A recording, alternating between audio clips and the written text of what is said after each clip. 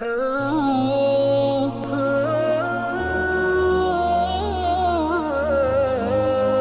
الله الرحمن الرحيم الحمد لله رب العالمين والصلاة والسلام على أشرف الأنبياء وسيد المرسلين نبينا محمد وعلى آله وأصحابه أجمعين அன்பின் பிறை டிவி நேயர்களே, அஸ்ஸலாமு அலைக்கும் வரஹ்மத்துல்லாஹி வபரகாத்து. வழமை போல் இன்றும் உங்களை மனாபிருல் இஸ்லாம் நிகழ்ச்சியின் ஊடாக மீண்டும் ஒரு முறை சந்திப்பதிலே அளவிலா மகிழ்ச்சி அடைகின்றோம்.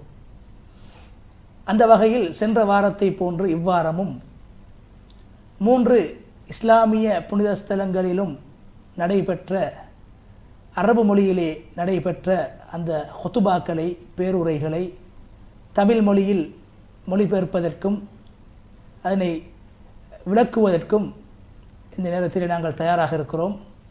அந்த அடிப்படையில் என்னோடு சேர்ந்து அந்த நிகழ்ச்சியை இணைந்து வழங்குவதற்காக எமது கலையகத்துக்கு ஷேக் ஆஷிக் அபுல் ஹசன் அர் ரஷாதி ஹதரத் அவர்கள் வருகை தந்திருக்கிறார்கள்.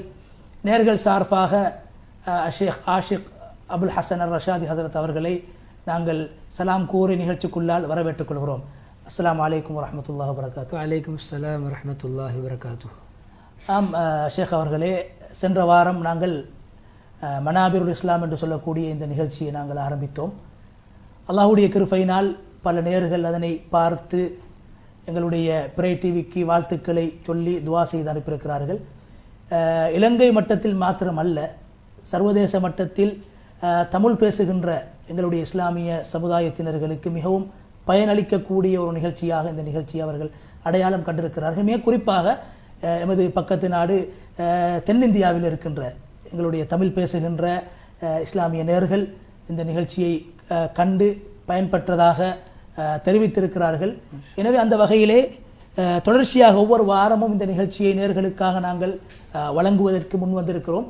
அல்லாஹு தஆலா அதுக்கு அருள் புரிய வேண்டும், உதவி செய்ய வேண்டும் என்ற அந்த ஆசையோடு நாங்கள் இன்றைய தினம் ஷேக் அவர்களே 3 ஹுத்பாக்கள் இருக்கிறது. அதாவது மக்காவுடைய, 2வது மதீனாவுடைய, 3வது மஸ்ஜிதுல் அக்ஸா பலஸ்தீனத்தில் இருக்கக்கூடிய 3 புனித ஸ்தலங்கள். சென்ற வாரம் அந்த பள்ளிவாசல்களுடைய சிறப்புகளை, அந்த ஹுத்பாக்களுடைய அது எவ்வாறு தயாரிக்கப்படுகிறது, யாருக்கு அவர்கள் பேசுகிறார்கள் என்பது சம்பந்தமாக நாங்கள் பேசியிருந்தோம். அந்த அடிப்படையில் ஷேக் ஆஷிக் ரஷாதி ஹஸரத் அவர்களே, இன்றைய தினத்திலே இந்த மக்காவில் நடைபெற்ற அந்த ஹுத்பாவுடைய முதல் பகுதியை, பொதுவாக ஹுத்பாக்கள் என்று சொல்கிற போது அங்கு 2 ஹுத்பாக்கள் நடைபெற வேண்டும். ஒரு பள்ளிவாசலில் 2 ஹுத்பாக்கள் நடைபெற வேண்டும். அந்த வகையில் மக்காவுடைய முதலாவது ஹுத்பாவுடைய சாராம்சத்தையும் அதனுடைய மொழிபெயர்ப்பையும் நான் வழங்குகிறேன். அதுக்கு நீங்கள் எனக்கு அனுமதி வழங்க வேண்டும். அதன் பிறகு இன்ஷா அல்லாஹ் அதனுடைய 2வது பகுதியை நீங்கள் நேர்களுக்கு மொழிபெயர்ப்பது சந்தர்ப்பத்திலே மிக பொருத்தமாக இருக்கும் என்று நாங்கள் கருதுகிறோம்.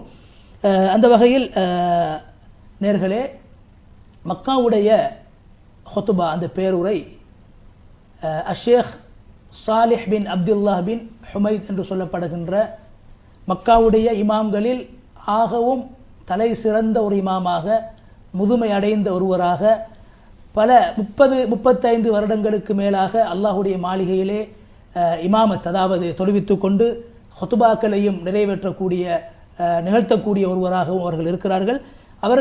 அவர்களுடைய விசேட அம்சம் என்னவென்றால், ஷேக் ஆஷிக் அவர்களே, மக்காவுடைய இமாம்களில் முதலாவதாக கலாநிதி பட்ட படிப்பை முடித்த ஒரு இமாம் ஷேக் சாலிஹ் பின் ஹுமைத் என்று சொன்னால் அது மிகையாகாது. அதே போன்று அவர்கள் சவுதி அரேபியாவில் இருக்கின்ற அந்த அரச அந்த பாராளுமன்றம், அவருடைய மஜ்லிஸ் ஷூரா என்று சொல்லப்படுகின்ற அந்த பாராளுமன்றத்துடைய சபாநாயகராக பல வருட காலங்களாக அவர்கள் செயல்பட்டிருக்கிறார்கள். அதே போன்று இஸ்லாமிய சட்டத்துறையிலே பல நூட்களையும் எழுதி சட்டத்துறையிலே கலாநிதி படிப்பையும் அவர்கள் முடித்து, அதன் பிறகு 35 வருடங்களுக்கு மேலாக மஸ்ஜிதுல் ஹராம் என்று சொல்லப்படுகின்ற காபத்துல்லாவுடைய இமாமாகவும் ஹதீபாகவும் அவர்கள் செயல்பட்டு வருகிறார்கள். அவர்களுடைய ஹுத்பா, சென்ற வாரத்துடைய ஹுத்பா மிக அருமையான ஒரு தலைப்பிலே, அதாவது ஒரே தலைப்பிலே அவர்கள் மிக சிறப்பான முறையிலே அந்த ஹுத்பாவை தொகுத்து அவர்கள் சமூகத்துக்கு அதனை முன்வைத்தார்கள். அந்த வகையில் அவர்களுடைய ஹுத்பாவுடைய தலைப்பு, அதாவது தண்ணீரை பற்றி, அதாவது மழை நீரின் மூலமாக நாங்கள் பெறுகின்ற மழை துளிகள் மழை நீர்கள் நாம் எவ்வாறான பயன்களை பெற வேண்டும், மழை பொழிகிற போது நாங்கள் எவ்வாறு நடந்து கொள்ள வேண்டும், என்னென்ன பிரார்த்தனைகளை துஆக்களை செய்ய வேண்டும் என்ற அடிப்படையிலும், அதே போன்று இந்த உலகத்தில் தண்ணீர் ஊற்றெடுப்பதற்கு மழை இன்றியமையாத ஒன்றாக இருக்கிறது. எனவே தண்ணீருடைய, அதாவது நேர்களே, மார்ச் மாதம் 22ஆம் தேதி சர்வதேச தண்ணீர் தினமாக உலகெங்கும் பிரகடனப்படுத்தப்படுவதை நாங்கள் எல்லோரும் அறிந்திருக்கிறோம். அந்த வகையில் நாங்கள் ஜனவரி மாதத்தில் இருக்கிறோம். தண்ணீருக்கென்ற சர்வதேச தண்ணீர் தினம் என்ற ஒரு தினம் உலகத்திலே அடையாளப்படுத்தப்பட்டிருக்கிறது. ஆனால் அந்த வகையிலே அல்லாஹு தஆலா 1400 வருடங்களுக்கு முன்னால் மழை துளியை பற்றி, மழை நீரை பற்றி அல் குர்ஆனிலே மிகவும் அழுத்தம் திருத்தமாக அல்லாஹ் பேசியிருக்கிறான். அந்த விடயத்தையும் ஷேக் அவர்கள் ஹுத்பாவிலே ஞாபகப்படுத்தினார்கள். மழை தண்ணீருடைய விசேட அம்சங்கள் என்ன, அதே போன்று குறிப்பாக நாங்கள் குடிக்கின்ற, நாங்கள் சுத்தம் செய்வதற்காக பயன்படுத்துகின்ற தண்ணீர், இதனுடைய அத்தியாவசியம் எப்படி, இதனுடைய அத்தியாவசியத்தை நாங்கள் விளங்க வேண்டும், அதனுடைய பயன்கள் என்ன என்பது சம்பந்தமாகவும், அதே போன்று இந்த உலகத்தில் மழையை பெய்ய வைப்பதற்கான சில வழிகாட்டல்கள், சில அமல்கள் அல்லாஹு தஆலாவுடைய தூதர் ஸல்லல்லாஹு அலைஹி வஸல்லம் அவர்கள் ஹதீஸ்களிலே சில அமல்களை குறிப்பாக சொல்லியிருக்கிறார்கள். அந்த அமல்கள் நாங்கள் பேணுதலாக கடைபிடித்து செய்து வருகிற போது நிச்சயமாக நாங்கள் எதிர்பார்க்கக்கூடிய சந்தர்ப்பங்களில் வானிலிருந்து மழை பொழியும் என்ற விடயத்தையும் ஹுத்பாவிலே ஷேக் அவர்கள் சுருக்கமாக ஞாபகப்படுத்தினார்கள். அந்த வகையில் ஹுத்பாவை அவர்கள் அல்லாஹுடைய புகழை கொண்டு, அல்லாஹுவை புகழ்ந்தவர்களாக, அல்லாஹு தஆலா தான் இந்த உலகத்தில் மனிதனுக்கு உபகாரம் செய்யக்கூடிய ஒருவனாக இருக்கிறான், மனிதனுக்கு வாரி வழங்கக்கூடியவனாக இறைவன் மாத்திரம் அல்லாஹு தஆலா இருக்கிறான். அதே போன்று உலகத்தில் மௌத்தாக்கக்கூடியவன், அழிக்கக்கூடியவன், அதே போன்று ஆக்கக்கூடியவன், உருவாக்கக்கூடியவன், மரணத்தை உண்டாக்கக்கூடியவன், உயிர் கொடுக்கக்கூடியவன், அதே போன்று அவன் நாடியவர்களுக்கு செல்வத்தையும் நாடியவர்களை வறுமையில் ஏழ்மையில் வாழ வைக்கின்றான். அதே போன்று அல்லாஹு தஆலா இந்த உலகத்தில் பூமியிலிருந்து, நிலத்திலிருந்து மரங்களையும் செடிகளையும் தாவர வர்க்கங்களையும் அல்லாஹ் வெளியாக்கி அதனூடாக மனிதர்களும் பறவைகளும் மிருகங்களும் பயன்பெறுகிறது என்ற விடயத்தை சொல்லி வஃபிஸ் ஸமாஇ ரிஸ்குக்கும் வமா துஅதூன் சூரத்துல் தாரியாத்துடைய 22வது வசனத்தை சொல்லி அவர்கள் அந்த ஹுத்பாவை ஆரம்பித்தார்கள். அதாவது ஷேக் ஆஷிக் அவர்களே, இந்த ஆயத் மிகவும் ஒரு ரத்தின சுருக்கமான பல கருத்துக்களை உள்ளடக்கிய ஒரு வசனமாக இருக்கிறது. வஃபிஸ் ஸமாஇ ரிஸ்குக்கும் வமா துஅதூன், மனிதர்களே உங்களுடைய ரிஸ்க், உங்களுடைய ஆகாரம், உங்களுடைய சகலவிதமான உலகத்துடைய அத்தியாவசிய தேவைகளையும் அல்லாஹ் வானத்திலிருந்து பூர்த்தி செய்கிறான். அதாவது உலகம் இயங்குவதற்கும், உலகத்தில் மனிதன் உயிர் வாழ்வதற்கும், அவனுக்கு ஆரோக்கியமாக அவன் வாழ்வதற்கும், பசியற்றவனாக நிம்மதியாக அவன் வாழ்வதற்கும் மழை நீர் அத்தியாவசியப்படுகிறது என்ற அர்த்தத்தை கொண்ட குர்ஆனுடைய திருவசனத்தை கொண்டு அந்த ஜும்ஆவை அவர்கள் ஆரம்பிக்கிறார்கள். அதே போன்று வமா துஅதூன், இந்த உலகத்தில் மனிதர்களுக்கு வாக்களிக்கப்பட்ட விடயங்கள் எல்லாம் வானத்திலிருந்து இறைவனுடைய முடிவின் பேரிலே, ஏற்பாட்டின் பேரிலே நடக்கிறது என்ற அந்த குர்ஆனுடைய வசனத்தை உள்ளடக்கியவர்களாக அந்த ஹுத்பாவை ஆரம்பிக்கின்றார்கள். அதே போன்று ஷேக் அவர்களே, குறுக்கிடுவதற்கு மன்னிக்க வேண்டும், ரிஸ்க் என்று சொல்லுகின்ற பொழுது வெறும் உணவு மாத்திரமல்ல, சகல தேவைகள், மனிதனுடைய அடிப்படை தேவைகள் அனைத்தும் அந்த வார்த்தைக்குள் அடங்குகிறது என்பதை நாம் ஞாபகமூட்டிக் கொள்ள வேண்டும். தொடருங்கள். அதாவது அதே போன்று அல்லாஹு தஆலா சகல உயிரினங்களையும் தண்ணீரில் இருந்து படைத்திருக்கிறான். தண்ணீர் என்பது சகல உயிரினத்துடைய அடிப்படையாகும் என்று சொல்லிவிட்டு அல்லாஹ்வை இன்னும் அவர்கள் புகழ்கிறார்கள். இறைவனுடைய அருளை எங்களால் எண்ணி முடிக்க முடியாது, கணக்கு போட முடியாது, அதை நாங்கள் கணக்கிலிட முடியாது, அதாவது எண்ணி முடிக்க முடியாத அளவு உபகாரங்களையும் அருட்களையும் பாக்கியங்களையும் அல்லாஹு தஆலா உலக மனிதர்கள் மீதும் உலகத்தில் இருக்கின்ற படைப்பினங்கள் மீதும் சொரிந்திருக்கிறான் என்ற கருத்தை அவர்கள் உள்ளடக்கி அருமை நாயகம் ஸல்லல்லாஹு அலைஹி வஸல்லம் அவர்கள் மீது ஸலவாத்தையும் சொல்லி அந்த ஹுத்பாவை அவர்கள் ஆரம்பித்தார்கள். அருமை நாயகம் ஸல்லல்லாஹு அலைஹி வஸல்லம் அவர்கள் அரபியர்களுக்கு மாத்திரமல்ல, அரபியர்கள், அரபி அல்லாதவர்கள், உலக மக்கள் எல்லோருக்கும் தூதுவராக அவர்கள் அனுப்பப்பட்டிருக்கிறார்கள். அதே போன்று அருமை நாயகம் ஸல்லல்லாஹு அலைஹி வஸல்லம் அவர்களை ஏற்று அவர்களை கண்ணால் கண்டு அவர்களுடைய சூழலில் வாழ்ந்தவர்களை நாங்கள் சஹாபாக்கள் என்று சொல்கிறோம். அந்த சஹாபாக்கள் தான் எங்களுடைய வாழ்க்கையின் நமூனா, முன்மாதிரி. அவர்களைத்தான் நாங்கள் பின்பற்ற வேண்டும், அவர்களைத்தான் எங்களுடைய வாழ்வின் அடிச்சுவடுகளாக முன்மாதிரிகளாக நாங்கள் எடுக்க வேண்டும் என்ற கருத்தை சொல்லிவிட்டு வளமை போன்று தக்வாவை கடைபிடிக்க வேண்டும், இறை அச்சத்தை கடைபிடிக்க வேண்டும் என்ற அந்த விடயத்தையும் தக்வாவை கொண்டு அவர்கள் உபதேசம் செய்ததன் பின்பு நிச்சயமாக அல்லாஹு தஆலா மனிதர்களை பாவ உணர்வு உள்ளவர்களாக அல்லாஹ் படைத்திருக்கிறான். அதாவது நபிமார்கள் பாவம் செய்ய மாட்டார்கள், பாவத்தை விட்டும் பாதுகாக்கப்பட்டவர்களாக நபிமார்களை அல்லாஹு தஆலா வைத்திருக்கிறான். ஆனால் மனிதர்கள் என்பவர்கள் பாவ உணர்வோடு படைக்கப்பட்டிருக்கிறார்கள். எனவே பாவம் செய்கிற மனிதர்கள் ஒரு பாவத்தை செய்தால் உடனடியாக அந்த பாவத்துக்காக அல்லாஹ்விடத்திலே பிழை பொறுப்பு தேட வேண்டும், இஸ்திக்ஃபார் செய்ய வேண்டும், தௌபா செய்ய வேண்டும். எனவே அல்லாஹு தஆலா ஒரு மனிதன் செய்கின்ற தௌபாவின் மூலமும் அவன் செய்கின்ற பாவங்களை அல்லாஹ் மன்னித்து விடுகிறான். அதே போன்று ஒரு மனிதன் இந்த உலகத்திலே புரிகின்ற நல்ல காரியங்கள், நல்ல விடயங்கள், நல்ல அமல்களின் மூலம் அல்லாஹு தஆலா ஒரு மனிதனுடைய பாவத்தை அழித்து விடுவான் என்ற விடயத்தை அவர்கள் ஞாபகப்படுத்தினார்கள். அதே போன்று மிக முக்கியமாக இரவு நேர தொழுகை, அதாவது தஹஜ்ஜுடைய தொழுகை, இருளாக இருக்கின்ற போது, இருட்டாக இருக்கின்ற போது நீங்கள் அந்த தஹஜ்ஜுடைய தொழுகையை நீங்கள் பேணுதலாக தொழுது கொள்ளுங்கள். ஏனென்றால் ஒரு நாள் நீங்கள் கபரிலே, இருளிலே, இருட்டறையிலே, அந்த கபரிலே நீங்கள் தனிமையில் உறங்க வேண்டிய ஒரு நாள் இருக்கிறது. எனவே அந்த கபருடைய இருளை போக்க வேண்டும் என்பதற்காக உலகத்திலே இருட்டிலே நீங்கள் தஹஜ்ஜுடைய தொழுகையை தொழுது வாருங்கள் என்ற கருத்தை முதலாவதும், அதே போன்று மறுமையுடைய நாள் அது உஷ்ணம் நிறைந்த நாள், கடும் வெப்பமாக சூடாக இருக்கக்கூடிய ஒரு நாள் தான் அந்த மறுமையுடைய நாள்.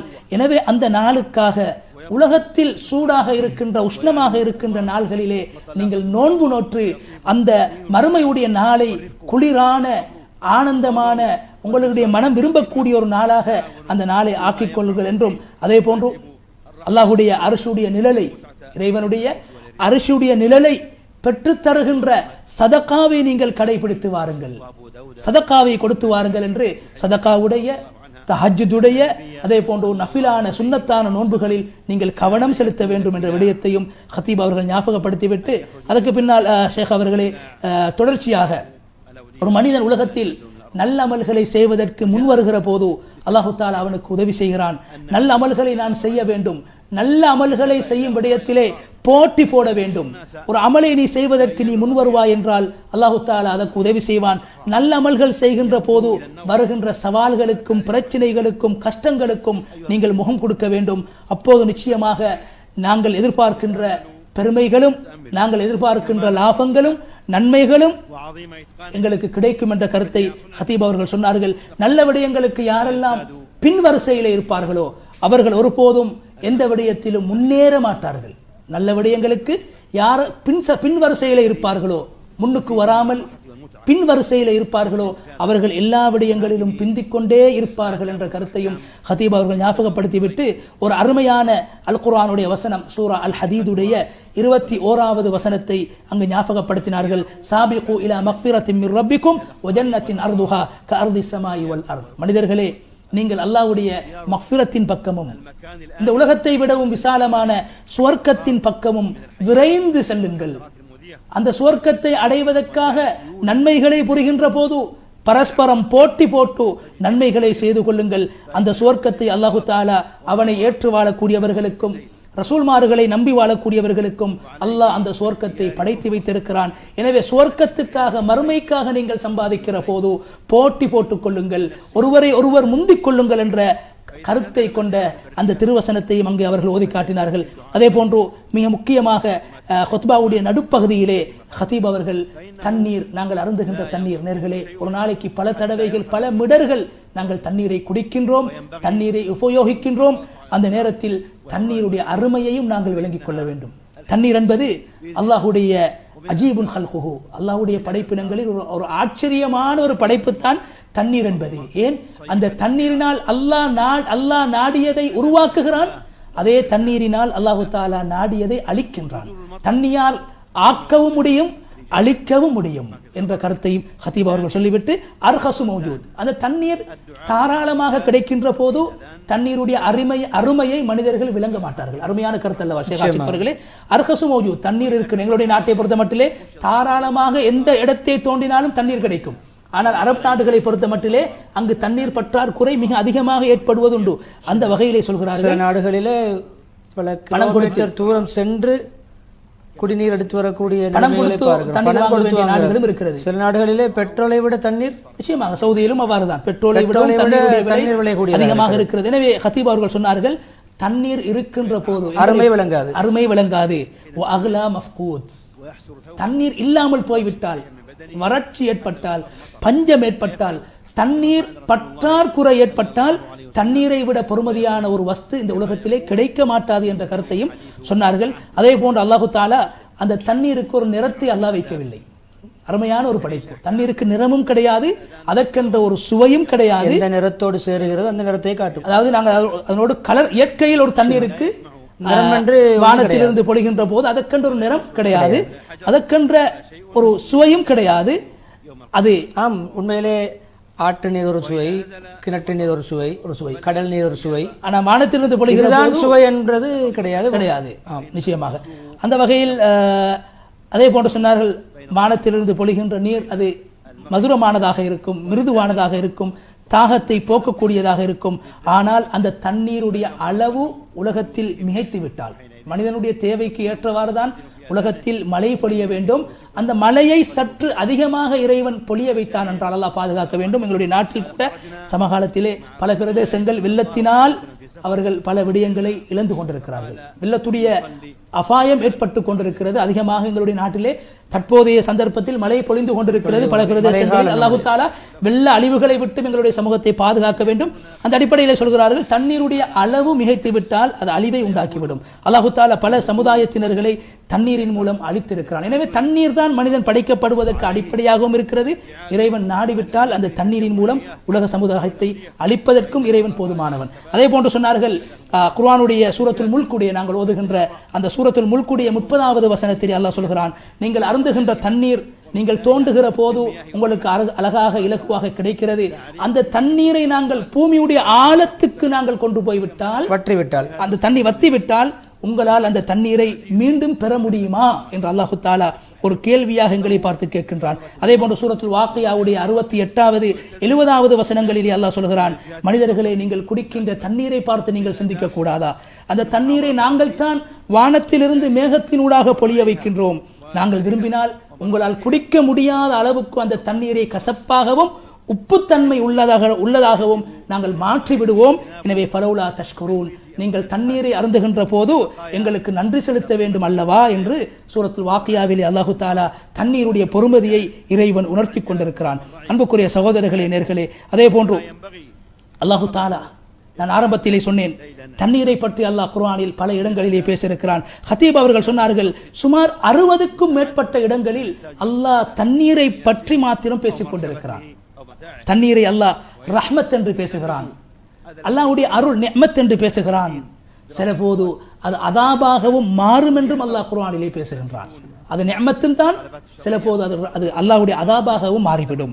அது ரஹ்மத்தும் தான், சில போது இறைவன் தண்டிக்கின்ற தண்டனைகளுக்கு மழை காரணமாக மாறிவிடும். ஏன் அல்லாஹு தஆலா நூஹ் அலைஹிஸ்ஸலாத்துடைய சமுதாயத்தை தண்ணீரின் மூலம், வெள்ளத்தின் மூலம் அழித்திருக்கிறான் என்ற நிகழ்வை சூரத்துல் ஹாக்காவில் 11வது 12வது வசனங்களிலே அல்லாஹு தஆலா குறிப்பிட்டிருப்பதாகவும் ஹத்தீப் அவர்கள் சொன்னார்கள். அதே போல அன்புக்குரிய சகோதரர்களே, மழை பொழிகின்ற போது, நேர்களே, மழை பொழிகின்ற போது செத்து கிடந்த, வாடி கிடந்த கண்டுகள், மரங்கள், பூமிகள், நிலங்கள் எல்லாம் பூத்து குலுங்க ஆரம்பிக்கின்றது, கனிகள் காய்க்க ஆரம்பிக்கின்றது, மரங்கள் முளைக்க ஆரம்பிக்கின்றன, கனிகள் காய்க்க ஆரம்பிக்கின்றன, தாவரங்களும் பூக்களும், அழகான பூக்களும் இந்த உலகத்திலே விளைக்க ஆரம்பிக்கின்றன.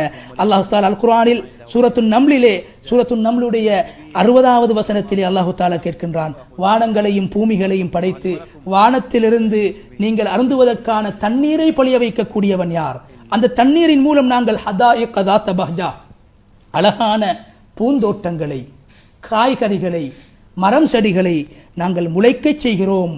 உங்களால் அது முடியாது என்று அல் குர்ஆனில் அல்லாஹு தஆலா மனிதர்களை பார்த்து சவால் விட்டுக் கொண்டிருக்கிறான். அதே போன்று சூரத்துன் நஹ்லுடைய 10வது 11வது வசனத்தையும் ஹத்தீப் அவர்கள் தண்ணீரை பற்றி அல்லாஹ் 60க்கும் மேற்பட்ட இடங்களிலே பேசுகிறான். குறிப்பிட்ட சில இடங்களை, சில குர்ஆனுடைய வசனங்களை ஹத்தீப் அவர்கள் மிகவும் அழகாக ஞாபகப்படுத்தினார்கள். சூரா நஹ்லுடைய 10வது 11வது வசனத்திலே இறைவன் சொல்கிறான், வானத்திலிருந்து அல்லாஹு தஆலா தண்ணீரை உங்களுக்கு பொழியச் செய்து மின்ஹு ஷராப், அந்த தண்ணீரை நீங்களும் குடிக்கின்றீர்கள். பறவைகள், மிருகங்கள், உலகத்தில் இருக்கின்ற ஜீவராசிகள் தண்ணீரை குடிக்கின்றன. அதே போன்று அந்த தண்ணீரின் மூலம்தான் உலகத்தில் மரங்கள் உருவாகுகின்றது. தண்ணீருடைய பயன்பாடுகளை அல்லாஹ் சொல்கிறான். நீங்கள் அருந்துகிறீர்கள், மரங்கள் முளைக்கின்றன, கனிகள் காய்க்கின்றன.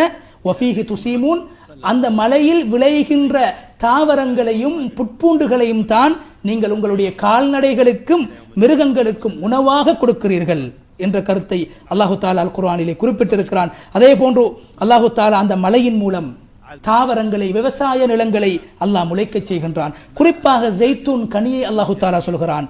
ஜெய்தூன் கனியை, ஈச்சங்கனியை, திராட்சை கனியை, அதே போன்று ஒமின் குல்லி ஸமராத், சகல விதமான பழங்களையும் காய்கறிகளையும் தண்ணீரின் மூலம் நாங்கள் உருவாக்குகின்றோம், படைக்கின்றோம். இன்ன ஃபீ ஸாலிக லஆயத்தல் லிகௌமி யதஃபக்கரூன், உலகத்தில் சிந்தித்து செயல்படக்கூடியவர்களுக்கு அதில் அழகிய ஒரு அத்தாட்சி இருக்கிறது, படிப்பினை இருக்கிறது என்று சூரா நஹ்லுடைய 10வது 11வது வசனத்தையும் கத்தீப் அவர்கள் ஞாபகப்படுத்தினார்கள். அதே போன்று முதலாவது ஹுத்பாவுடைய இறுதி கட்டத்திலே பொதுவாக மழை பொழிகின்ற போது, மழை இல்லாமல் இருந்து மழையுடைய தேவையை மனிதர்கள் உணர்ந்து மழையை எதிர்பார்த்து இருக்கின்ற போது, மழை பொழிகிற போது மனிதர்களுக்கு ஆனந்தம் ஏற்படும், சந்தோஷம் ஏற்படும். குர்ஆனுடைய வசனம் சொல்கிறது, ஃபைதா அஸாப பிஹி மையஷாஉ மின் இபாதிஹி இதாஹும் யஸ்தபிஷிரூன். சூரா ரூமுடைய 48வது வசனம். மனிதர்கள் மழையை எதிர்பார்த்து கொண்டிருப்பார்கள், மழை பெய்தால் இதாஹும் யஸ்தபிஷிரூன், மழையின் மூலம் அவர்களுக்கு சந்தோஷம் கிடைக்கும், ஆனந்தம் கிடைக்கும் என்ற கருத்தை, அந்த கருத்தை உள்ளடக்கிய வசனத்தை ஓதிவிட்டு, மழை காலங்களில், குளிர்காலங்களில் மனிதர்கள் சில போது சுற்றுலா பயணங்கள் மேற்கொள்வது உண்டு என்று ஹுத்பாவுடைய இறுதி கட்டத்துக்கு ஹத்தீப் அவர்கள் வருகிறார்கள். சுற்றுலா பயணங்கள் மேற்கொள்வதுண்டு. உடம்புக்கு ஒரு ஆரோக்கியம் வேண்டும். அதாவது எப்போதும் தொழிலில், வியாபாரத்தில், உத்தியோகத்தில் ஈடுபடுகின்ற போது உடம்புக்கு ஒரு அசதி ஏற்படும், ஒரு கஷ்டம் ஏற்படும். உடம்புக்கு ஒரு ஹக்கு இருக்கிறது. நபிகள் நாயகம் ஸல்லல்லாஹு அலைஹி வஸல்லம் அவர்கள் சொன்ன ஒரு ஹதீஸை சொன்னார்கள். ஒரு மனிதன் தனக்கு செய்ய வேண்டிய கடமைகள் இருக்கிறது, தன்னுடைய குடும்பத்துக்கு செய்ய வேண்டிய கடமைகள் இருக்கிறது, தன்னுடைய உடம்புக்கு செய்ய வேண்டிய கடமைகள் இருக்கிறது, உடல் உறுப்புகளுக்கு செய்ய வேண்டிய கடமைகள் இருக்கிறது. அந்த அடிப்படையிலே சுற்றுலா பயணங்கள் மழை காலங்களில், அதே போன்று குளிர்காலங்களில், விடுமுறை நாட்களில் சகோதரர்கள், நேர்கள் மேற்கொள்வதில் குற்றம் கிடையாது. அதற்கான ஒழுக்கங்களை, அதற்கான முறைகளை கடைபிடித்து அந்த சுற்றுலா பயணங்களை மேற்கொள்ள வேண்டும் என்ற கருத்தையும் சொல்லிவிட்டு, இறுதியாக அந்த சுற்றுலா பயணங்கள் மேற்கொள்வதன் மூலமாக ஒரு மனிதனுடைய உள்ளத்துக்கு நிம்மதி கிடைக்கிறது, அவனுடைய உள்ளத்தில் இருக்கின்ற நெருக்கடிகள் நீங்குகிறது, அவன் நல்ல அனுபவங்களை பிரயாணங்களின் மூலமாக, சுற்றுலாக்களின் மூலமாக அனுபவங்களை பெறுகிறான். சில போது நல்ல பல காரியங்களை செய்வதற்கு இந்த சுற்றுலா பயணம் காரணமாக அமையலாம். சில போது சகோதரத்துவத்தையும் பிறருக்கு விட்டுக் கொடுக்கின்ற, பிறரை நல்ல விடயங்களை செய்வதற்கு பிறரை முற்படுத்துவதல் ஈசார் என்றால் அப்படித்தான் அல்லவா? தன்னுடைய தேவையை விட பிறருடைய தேவையை முற்படுத்தி கருதி செய்து கொடுக்கின்ற மனப்பான்மை, ஒரு தன்மையை இந்த சுற்றுலா பயணத்தின் மூலம் ஒரு மனிதன் பெற்றுக்கொள்கிறான். அதே போன்று உறவினர்களை, தூர உறவினர்களை சந்திப்பதற்கு, அவர்களுடைய சுகத்திலும் அவர்களுடைய துக்கத்திலும் பங்கெடுப்பதற்கும் இந்த சுற்றுலா பயணங்கள் காரணமாக அமைகிறது. அதே போன்று நல்ல வார்த்தைகளை பேசுவதற்கு, சலாம் சொல்வதற்கு, புன்முறுவல் புற்பதற்கு, பொறுமையை கடைபிடிப்பதற்கு, மிருதுவாக நடந்து கொள்வதற்கு, பணிவை கடைபிடிப்பதற்கு, அதே போன்று மற்றவர்களுக்கு உதவும் விடயத்திலே முந்தி அடித்துக் கொள்வதற்கு, நல்ல விடயங்களுக்கு ஒத்தாசையாக இருப்பது, இது போன்ற பயன்பாடுகளை அல்லாஹு தாலா சுற்றுலா பயணங்களில், அங்கீகரிக்கப்பட்ட சுற்றுலா பயணங்களிலே வைத்திருக்கிறான் என்ற கருத்தை சொல்லிவிட்டு, அருமை நாயகம் ஸல்லல்லாஹு அலைஹி வஸல்லம் அவர்கள் கூட அவர்களுடைய காலத்திலே சுற்றுலா பயணங்களை மேற்கொண்டிருக்கிறார்கள் என்ற கருத்தை அஹ்மத் என்ற ஹதீஸ் கிரந்தத்தில் பதிவு செய்யப்பட்டிருக்கக்கூடிய ஒரு ஹதீஸையும் ஹத்தீப் அவர்கள் ஞாபகப்படுத்தினார்கள். ஷேக் அவர்களே, திலா என்ற வார்த்தை பாவிக்கப்பட்டது ஹதீஸ். அதாவது நான் நினைக்கிறேன் கிராமப்புறங்கள், மரம் செடிகள் இருக்கின்ற பிரதேசங்கள், அதே போன்று மணல் குன்றுகள், இப்படியான பிரதேசங்களுக்கு நபி அவர்கள் செல்வார்கள் என்ற கருத்து அஹ்மதுடைய கிரந்தத்தில், அஹ்மத் என்ற கிரந்தத்திலே, இமாம் அஹ்மதுடைய முஸ்னத் அஹ்மத் என்ற கிரந்தத்திலே இந்த ஹதீஸ் பதிவு செய்யப்பட்டிருப்பதாகவும், இந்த இடத்தில் ஷேக் அவர்களே முக்கியமான ஒரு விடயத்தை நாம் குறிப்பிட வேண்டும். நபி அவர்களுடைய வாழ்க்கை என்பது சகல அனுமதிக்கப்பட்ட வெறுமனே அந்த வணக்கத்தை மாத்திரம் இல்லாமல் அன்றாட நடவடிக்கைகளை கூட வணக்கமாக மாற்றுகின்ற ஒன்றாகத்தான் நபியுடைய அன்றாட நடவடிக்கைகள் நடைபெற்றிருக்கிறது. எனவே சுற்றுலாக்கள் செல்வது அங்கீகரிக்கப்பட்ட முறையிலே செல்வதனூடாக அங்கே நிச்சயமாக மார்க்கத்தில் அதுக்கு எந்த ஒரு முரணும் தடையும் கிடையாது. அதாவது திலாவுக்கு சரியான ஒரு விளக்கம் சொல்லியிருக்காரு. அது ஆறுகள், நீர்கள், நீரூற்றுகள் எல்லாம் சேருகின்ற இடம், அதாவது இயற்கை காட்சிகள் இருக்கின்ற அல்லாஹ்வுடைய அற்புதத்தையும் அவருடைய குதிரத்தையும் வல்லமையையும் மனிதனுக்கு எடுத்து காட்டுகின்ற இயற்கை காட்சிகள் உள்ள ஒரு பூமி. நிச்சயமாக தொடருங்க. அதே போன்று உமர் ரலியல்லாஹு அன்ஹு அவர்களும் அவர்களுடைய ஆட்சி காலத்திலே கவர்னர்மார்களுக்கு கடிதம் எழுதுவார்கள். அதிலே குறிப்பிடுவார்கள், விடுமுறை நாட்கள் வருகிற போது, அதாவது ரபி என்று சொல்லப்படுகிற வசந்த காலம் வருகிற போது நீங்கள் எல்லோரும் பாலைவனங்களுக்கு செல்லுங்கள். பாலைவனங்களுக்கு சென்று அங்கு இறைவனுடைய படைப்புகளை, மலைகளை, மணல் குன்றுகளை நீங்கள் பார்த்து இறைவனுடைய வல்லமையை, குதிரத்தை நீங்கள் விளங்க வேண்டும் என்ற கருத்தை உள்ளடக்கிய ஒரு கடிதத்தை அக்காலத்தில் இருக்கின்ற கவர்னர்மார்களுக்கு உமர் ரலியல்லாஹு அன்ஹு அவர்கள் எழுதி சுற்றுலா பயணங்களை மேற்கொள்ளுங்கள் என்று அவர்களை பணித்திருக்கிறார்கள், தூண்டியிருக்கிறார்கள். அதே போன்று அன்புக்குரிய சகோதரர்களே, நேர்களே, இறுதியாக சுற்றுலா பயணங்கள் மேற்கொள்ளக்கூடிய நேரத்திலே கடைபிடிக்க வேண்டிய ஒழுக்கங்களில் மிக பிரதானமான ஒரு ஒழுக்கமாக ஹத்தீப் அவர்கள் சொன்னார்கள், எங்கேயாவது தங்க வேண்டிய ஒரு நிலை ஏற்பட்டால், முகாமிட வேண்டிய தங்க வேண்டிய, அதாவது காட்டு பிரதேசங்கள் அல்லது பாலைவனங்களிலே அல்லது புட்பூண்டுகள் இருக்கின்ற பிரதேசங்களில் நீங்கள் தங்குவதாக இருந்தால் பாதை ஓரங்களிலே நீங்கள் தங்கக்கூடாது. ஏனென்றால் அந்த இடங்களிலே விஷஜந்துக்கள் அது வசிக்கக்கூடிய இடமாக இருக்கிறது. கால்நடைகள், மிருகங்கள் மூலமாக ஏதாவது ஆபத்துக்கள் வந்துவிடலாம். எனவே நபி அவர்கள் கூட சொல்லியிருக்கிறார்கள், அப்படியான இடங்களை தவிர்த்து உங்களுக்கு ஆபத்தை ஏற்படுத்தக்கூடிய இடங்களுக்கு சென்று, விஷஜந்துக்கள் இருக்கக்கூடிய இடங்களுக்கு சென்று உங்களுக்கு அழிவுகள் ஏற்படுவதை விட்டு நீங்கள் உங்களை காத்துக்கொள்ள வேண்டும். அதே போன்று மிக முக்கியமாக சுற்றுலா பயணங்களை மேற்கொள்கிற போது நல்ல நண்பர்களோடு போக வேண்டும்.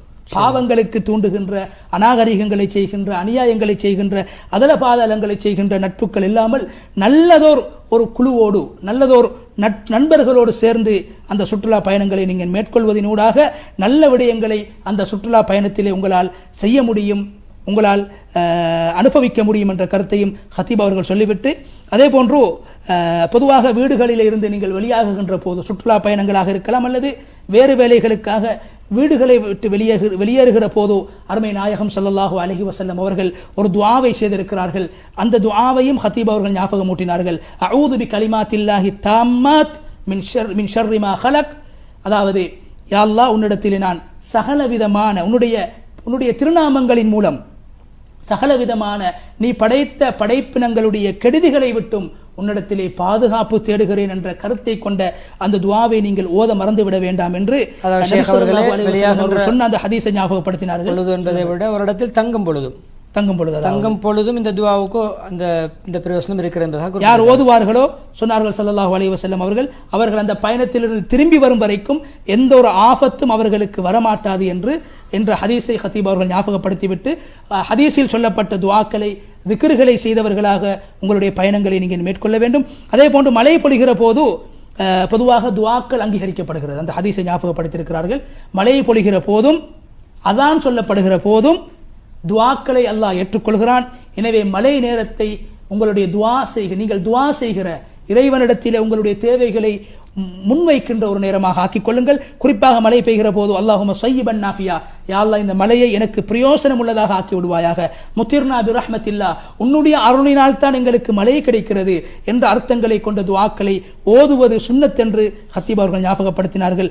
அதே போன்று மிக அதிகமாக மழை பெய்வதன் மூலமாக எங்களுக்கு வெள்ளம் வந்துவிடும் என்ற அச்சம் ஏற்படுகிற போது அல்லாஹும்ம ஹவா அலைனா வலா அலைனா, யா அல்லாஹ் இந்த மழையை எங்களுக்கு சாதகமாக பிரயோசனம் அளிக்கக்கூடியதாக ஆக்கிவிடு, இந்த மழையை எங்களுடைய அழிவுக்கு நீ ஆக்கிவிடாமல் மழை எந்த இடத்துக்கு தேவையோ, வயல் நிலங்கள், காடு பூமிகள், பொது இடங்களில், இந்த மரங்கள் முளைக்கின்ற இடங்களில் இந்த மலையை பொழியச் செய்வாயாக என்ற கருத்தில் உள்ள துஆக்களையும் ஓதிக்கொள்ளுங்கள் என்ற கருத்தையும் பேசிவிட்டு, குறிப்பாக மழை காலங்களில் அருமை நாயகம் ஸல்லல்லாஹு அலைஹி வஸல்லம் அவர்கள் நீண்ட நாட்களுக்கு பின்னால் மழை பெய்கிற போது அந்த மலையில் தன்னுடைய மேனியை நனைப்பது நபிகள் நாயகம் ஸல்லல்லாஹு அலைஹி வஸல்லம் அவர்களுடைய முக்கியமான சுன்னாக்களில் ஒன்றாக இருக்கிறதை போன்று, அதே போன்று நீங்கள் எங்காவது சுற்றுலா சென்றால் தொழுகையுடைய நேரம் வருகிற போது தொழுது கொள்ளுங்கள்.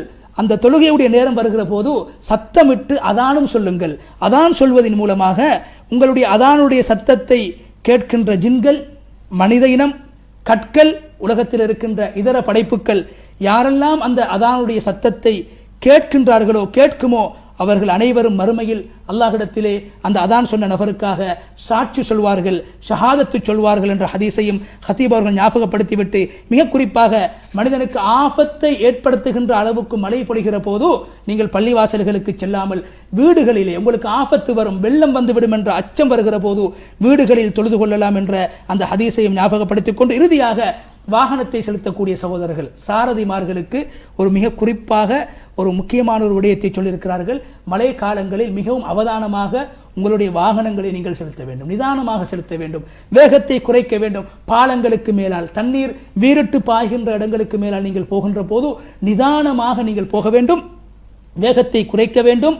அப்படியான பள்ளத்தாக்குகளுக்கு நீங்கள் மழை காலங்களில் செல்லக்கூடாது, உங்களை நீங்கள் அழித்துக் கொள்ளக்கூடாது. நாங்கள் பல வரலாற்று நிகழ்வுகளை பார்த்திருக்கிறோம், எங்களுடைய நாட்டிலே பார்த்திருக்கிறோம். மழை காலங்களில் இப்படியான வேகங்களின் மூலம் வாகனங்களை செலுத்துவதன் மூலம் பல்வேறுபட்ட ஆபத்துக்கள் ஏற்பட்டிருக்கிறது என்பதையும் ஹத்தீப் அவர்கள் ஞாபகப்படுத்திவிட்டு, மிக குறிப்பாக சுற்றுலா பயணங்கள் மேற்கொள்கிற போது இயற்கை வளங்களை பொது இடங்களுக்கு நாங்கள் நாசப்படுத்தாமல் இயற்கை வளங்களை பாதுகாக்க வேண்டும், சூழல் மாசடைவதை விட்டும் சூழலை பாதுகாக்க வேண்டும்.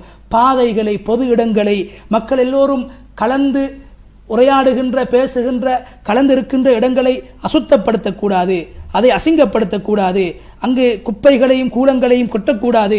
எனவே பொது இடங்கள் பாதுகாக்கப்பட வேண்டும், இயற்கை வளங்கள் பாதுகாக்கப்பட வேண்டும், சூழல் மாசடைவதை விட்டும் சூழலை பாதுகாக்க வேண்டும், சூழலை மாசடைய செய்கின்ற செயல்பாடுகளை விட்டும் தவிர்க்க வேண்டும் என்ற கருத்தையும் சொல்லிவிட்டு, ஒரு பயணத்தை நீங்கள் மேற்கொள்கிற போது தெரியாத ஒரு ஊருக்கு நீங்கள் போவதாக இருந்தால், தெரியாத ஒரு பிரதேசத்துக்கு போவதாக இருந்தால், அனுபவசாலிகளிடத்திலே அனுபவங்களை கேட்டுக்கொள்ளுங்கள். அவர்களிடத்தில் தெரியாத பாதை தெரியாத போது பாதையை கேட்டுக்கொள்ளுங்கள்.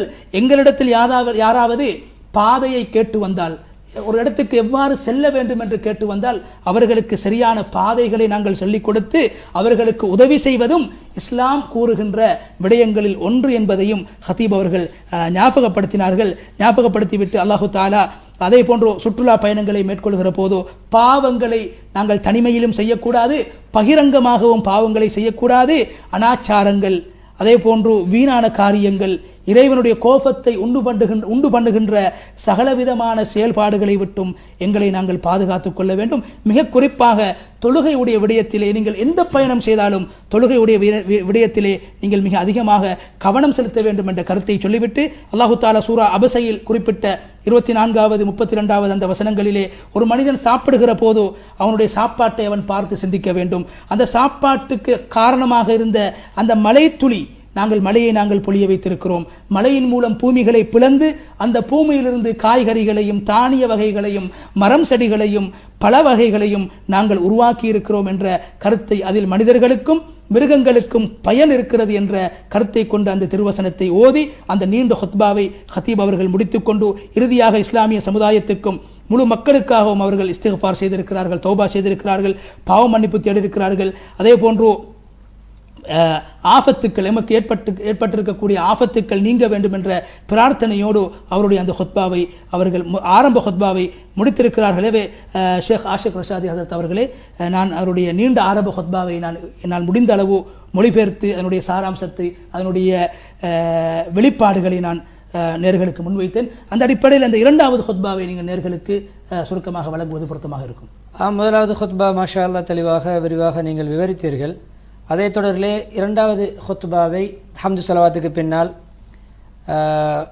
அல்லாஹ்வுடைய மலையுடைய அந்த பாக்கியங்களை மீண்டும் ஞாபகப்படுத்தி, அது ஒரு சுத்தமான நோய் நிவாரணம் உள்ள தஹூர் என்ற வார்த்தைக்கு இரண்டு கருத்துக்கள். ஒன்று சுத்தம் செய்யும் கருவி, வுதுவுக்கு பாவிக்கிறோம், குளிப்புக்கு பாவிக்கிறோம், முபாரக் பரக்கத்தான நோய் நிவாரணிக்கும் அல்லாஹ் அய்யூப் அலைஹிஸ்ஸலாத்துக்கு அதை பாவிக்க வைத்தான். அதே போன்று மழை நீர், அதே போன்று அது நல்ல மதுரமானது.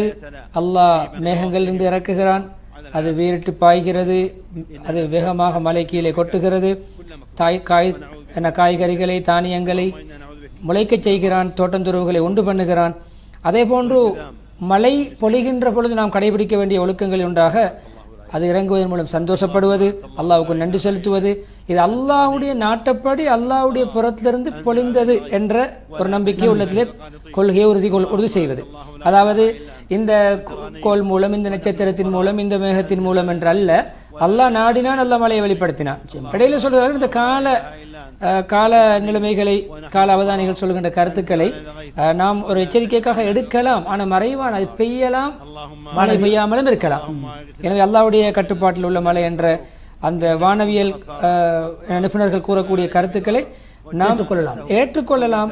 ஆனால் அது உறுதி கொள்ள முடியாது. அல்லாஹ் நாடினால் மழையை பொழிய வைப்பான் என்ற ஒரு விடயத்தையும் சுட்டிக்காட்டி தக்வாவை கொண்டு வசிய செய்துவிட்டு மழை பொழிவதற்கு முகவரிகளை ஷேக் அவர்கள் சொல்லி காட்டினார். கருப்பொருட்களில் ஒன்றுதான் மழை பொழிய வைக்கின்ற அமல்களிலே மிக முக்கியமானது அல்லாஹ்வுடைய இறையச்சம், தக்வா.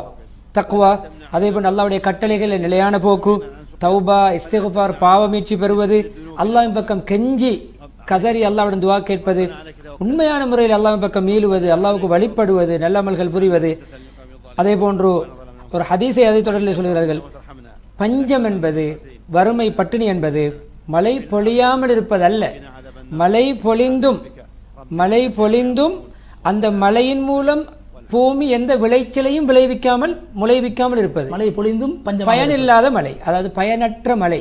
இதுதான் பஞ்சம், இதுதான் வறுமை என்ற அந்த சஹீஹ் முஸ்லிமுடைய ரிவாயத்தையும் சொல்லிவிட்டு அந்த இரண்டு விடயங்களையும் சொல்லிவிட்டு நேரடியாக நபி அவர்கள் மீது ஸலவாத் ஸலாம் சொல்லி இன்னல்லாஹு மலாயிகத்து யுஸல்லூன நபி என்ற ஆயத்தை அஹ்ஸாபுடைய 56வது ஆயத்துக்கு ஓதி ஸலாத் ஸலாமுடைய முக்கியத்துவத்தை சொல்லிவிட்டு நபி ஸல்லல்லாஹு அலைஹி வஸல்லம் அவர்கள் மீது, சஹாபாக்கள் மீது, இந்த மனைவிமார்கள், நபியுடைய மனைவிமார்கள் மீது, குலஃபாக்களுக்கு துஆ செய்துவிட்டு அல்லாஹ்வுடைய திருப்தியுடைய அந்த துஆவை செய்துவிட்டு தாபியங்கள் தபௌ தாபியங்களுக்கும் அந்த துஆவை செய்துவிட்டு அவர்களை பின்பற்றி நடக்கின்ற பூரா முஸ்லீம்கள் மூமின்களுக்கு துஆ செய்துவிட்டு இறுதியாக முஸ்லீம்களுடைய துஆவிலே அல்லாஹ் ஐஸல் இஸ்லாம் வல் முஸ்லிமீன் என்று ஆரம்பித்து எல்லா விதமான அநியாயக்காரர்களுக்கு எதிரிகள், இஸ்லாத்தை பகை கொள்ளக்கூடியவர்கள், அவர்களுக்கு எதிராக முஸ்லீம்களை நீ கண்ணியப்படுத்துவாயாக, பாதுகாப்பாயாக. அதே போன்று உன்னை பயந்து தக்வாவோடு விடக்கூடிய உன்னுடைய ரிதாவை, திருப்தியை நடக்கூடியவர்களுக்கு நீ எப்பொழுதுமே அவர்களுக்கு நீ பொறுப்பாக இருப்பாயாக என்று துஆ செய்து இறுதியாக சமகால பிரச்சனைகள், நோய் நொம்பலங்களுக்கும் துஆ செய்து எல்லா சோதனைகள், நோய் நொம்பலங்கள் அனைத்தை விட்டு எங்களுக்கு விமோசனத்தையும் ஆரோக்கியத்தையும் தருவாயாக என்று துஆ செய்து கொடிய நோய்கள், கருங்குஷ்டம், வெண்குஷ்டம், அதே போன்று இந்த குஷ்டரோகம், ஏனைய கொடிய நோய்கள், இந்த இப்படியான பாரிய ஆபத்துக்களை விட்டு எங்களை நீண்ட ஒரு துஆவை செய்து கொரோனா போன்ற பாரிய நோய்களை விட்டு பாதுகாப்பா என்ற துஆவை செய்துவிட்டு ரப்பனா ஸலம்னா அன்ஃபுஸனா என்ற அந்த ஆயத்தை ஓதி எங்களுக்கு நாங்கள் அநியாயம் செய்து கொண்டு நீ மன்னிக்காவிட்டால் நாங்கள் நஷ்டவாளிகள், ரப்பனா ஆத்தினா ஃபித் துன்யா ஹஸனா என்ற ஆயத்தை துஆவை ஓதியிருக்கிறார்கள்.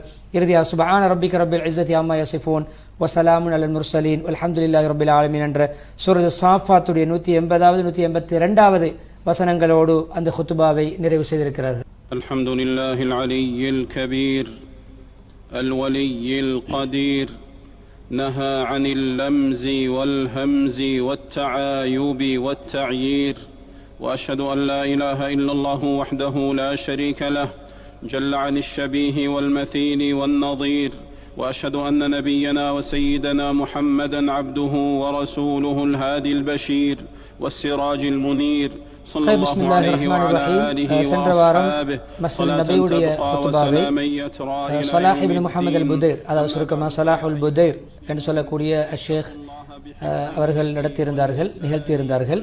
அவர்களை பொறுத்தவரை கிட்டத்தட்ட 23 வருடங்களாக ஹரத்துடைய இமாமாக அவர்கள் செயல்பட்டு கொண்டிருக்கிறார்கள், பணியாற்றி கொண்டிருக்கிறார்கள். அதே போன்று மிகவும் ஒரு கவலையான துணியில் ஓதக்கூடிய, ஹுத்பா செய்யக்கூடிய, மக்களுடைய உள்ளங்களை தொடக்கூடிய அமைப்பில் அவருடைய ஹுத்பாவுடைய பாணி அமைந்திருக்கும். அந்த அமைப்பில் ஹுத்பாவுடைய மிக முக்கியமான கருப்பொருட்களாக அவர் பேசியிருக்கின்ற தலைப்பு பிறருடைய குறைகளை பேசுவதை விட்டு முஸ்லிம் தவிர்ந்திருக்க வேண்டும். பிறருடைய குறைகள், பிறருடைய மானபங்கப்படுத்துகின்ற செயற்பாடுகளிலே ஒரு மூமின் ஈடுபடாமல் தவிர்க்க வேண்டும் என்ற தலைப்பிலே, காலத்துக்கு மிக தேவையான ஒரு தலைப்பிலே பேசியிருக்கிறார்கள். கருப்பொருட்களாக நாம் அடையாளம் காண்பது, புத்திசாலிகள் என்றால், மனிதத்தன்மை உள்ளவர்கள் என்றால் சந்தேகத்துக்கிடமான இடங்களை தவிர்த்து கொள்வார்கள், தான் சந்தேகத்துக்கிடமான விஷயங்களிலும் அகப்பட மாட்டார்கள்.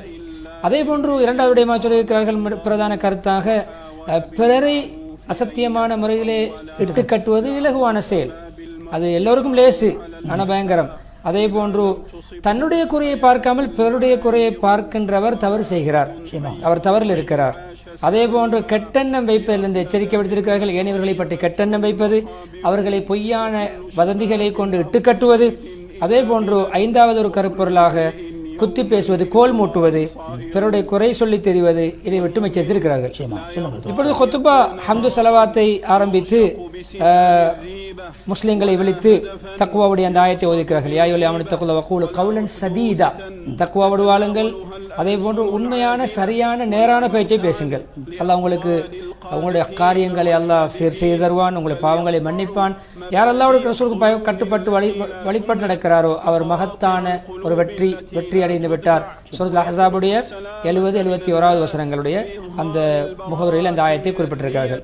அதே போல முஸ்லீம்களே, புத்திசாலிகள் பொதுவாக என்ன குறை சொல்வதை விட்டும் மக்களுடைய ஹத்தீப் அவர்களை பற்றி சொல்கிற போது நீங்கள் குறிப்பிட்டீர்கள், மிகவும் இவருடைய ஹுத்பா அந்த சஜா என்ற அரபில் சொல்வார், அதாவது அழகான அடுக்குமொழியை கொண்டதாக இப்போது இவருடைய ஹுத்பா அமைந்திருக்கும். மக்கள் இவருடைய ஹுத்பாக்களை விரும்பி கேட்பது ஒரு பரவலான ஒரு விடயமாக காணப்படுகிறது. நிச்சயமாக.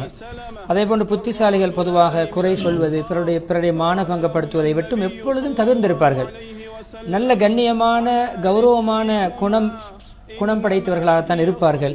அதே போன்று அந்த கவிதையுடைய சாராம்சம் சொல்லும் பொழுது, தன்னுடைய மானத்தை யார் சுய கௌரவத்தை பாதுகாத்துக் கொள்கிறாரோ, அதே போன்று நல்லுபகாரம் செய்வதன் மூலம் சிறப்படைய விரும்புகிறாரோ அவருக்குத்தான் நல்லியல்பு இருக்கிறது, நட்பண்பு இருக்கிறது.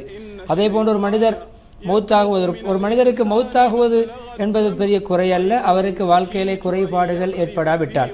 குறையில்லாமல் வாழ்ந்தால் மௌத் என்பது சிறிய ஒரு விடயம் என்பதை சொல்லியிருக்கிறார்கள். ஒரு மனிதர் நீண்ட காலம் எவ்வளவு நிம்மதியாக பாதுகாப்பாக வாழ்ந்தாலும் அவர் நிரந்தர வாழ்நிலை கபருக்கு போகத்தான் இருக்கிறார். அவர் கபருக்குள்ளே யாரெல்லாம் செல்கிறார்களோ அவர்களை விட்டு இவர் மாத்திரம் நிரந்தரவான்கள் அல்ல என்ற அந்த கவிதையை கொண்டு வந்திருக்கிறார்கள்.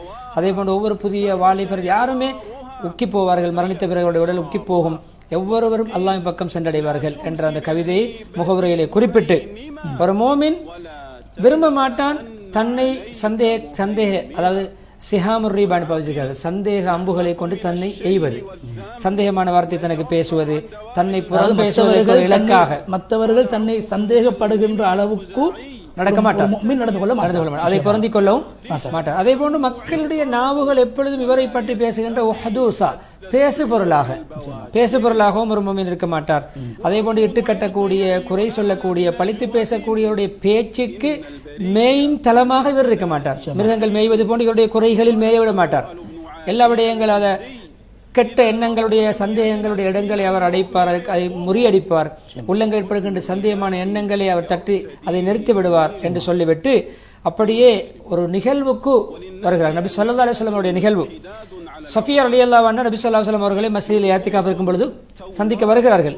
சந்திக்க வந்த பொழுது அவர்கள் தயாராகின்ற பொழுது நபி அவர்கள் ஸல்லல்லாஹு அலைஹி வஸல்லம் அவர்கள் மனைவியை கூட்டிக் கொண்டு வீடு வரைக்கும் விட்டு வருவதற்கு செல்கின்ற பொழுது, அதாவது உம்மு சலமா ரலியல்லாஹு அன்ஹாவுடைய வீட்டு வாசலுக்கு அருகில் சென்று அடைகின்ற பொழுது 2 அன்சாரி சஹாபாக்கள் நபி அவர்களை கடந்து செல்கிறார்கள்.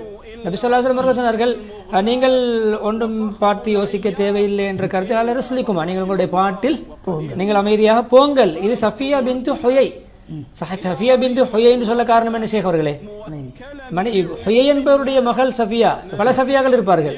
என்னுடைய மனைவி சஃபியாவோடு தான் செல்கிறேன், அவர்கள் சந்தேகப்பட வேண்டாம். நபி அவர்கள் கூட தன்னை பற்றி பிறர் சந்தேகிக்காமல் இருப்பதற்கு அந்த சந்தேகத்துக்கான வழி வைக்கவில்லை. அதுக்கு தான் இந்த நிகழ்வை கொண்டு வருகிறார்கள்.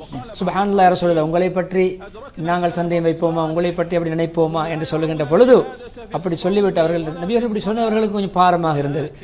சொன்னார்கள் நபி ஸல்லல்லாஹு அலைஹி வஸல்லம் அவர்கள், ஷைத்தான் இருக்கிறானே, ஒரு மனிதனுடைய இரத்தம் ஓடுகின்ற இரத்த நாணங்களில் ஓடுகிறான், நான் அந்த ஷைத்தான் உங்களுடைய உள்ளத்தில் ஏதாவது கட்டணத்தை போட்டு விடுவானோ என்று பயந்தேன், அதனால தான் சொன்னேன். நபி அவர்கள் புகாரி முஸ்லிம், சஹீஹ் புகாரி முஸ்லிமுடைய ரிவாயத்தாக இருக்கிறது. முன்னைய காலத்தில் சொல்லப்பட்ட ஒரு பழமொழி போன்ற ஒரு முதுமொழியை சொல்கிறார்கள், யாராவது ஒருவர் தன்னை தானே இழிவின் பக்கம் மக்களை தூண்டுவார்களோ, தான் இழிவான செயல் செய்து, தான் கீழ்த்தரமான செயல் செய்து மக்களை தூண்டுவாரோ அவரை உண்மை பொய் இரண்டை கொண்டு மக்கள் சத்தியம் அசத்தியம் இரண்டை கொண்டும் பழிப்பார்கள். தன்னைத்தானே மன இச்சைகளை விட்டும் யார் பாதுகாத்துக் கொள்ளவில்லையோ, தடுத்துக் கொள்ளவில்லையோ, அவர் அதை எவ்வாறு அதை தன்னுடைய ஆன்மாவை தானே மானபங்கப்படுத்துவது மிக அலங்கோலமாக இருக்கும். அவர் மிக அசிங்கமாக தன்னைத்தானே இழிவுபடுத்திக் கொள்வார். அந்த ஆன்மாவுடைய ரகசியங்கள் பரவிவிடும், மக்கள் மத்தியில் பரவிவிடும். இன்னும் ஒரு சொன்ன வார்த்தை சொல்கிறார்கள், எப்பொழுதுமே நீ சந்தேகத்துக்கு இடமானவனாக நீ எப்பொழுது மாறிவிடாதே. உன்னை பொதுவாக சந்தேகத்தை கொண்டு முஹைனிம் என்ற வார்த்தை நம்மாமுக்கும் சொல்லப்படும். அதாவது சந்தேகங்களை கொண்டு பிறரை கோல் மூட்டி திரிபவனாக நீ மாறிவிடாதே. உன்னை அல்லாஹ் என்ற ஒருவன் ரப்பு முராகிப் ரஹீபாக கண்காணித்துக் கொண்டிருக்கிறான், முஹைமினை மறந்து விடாதே.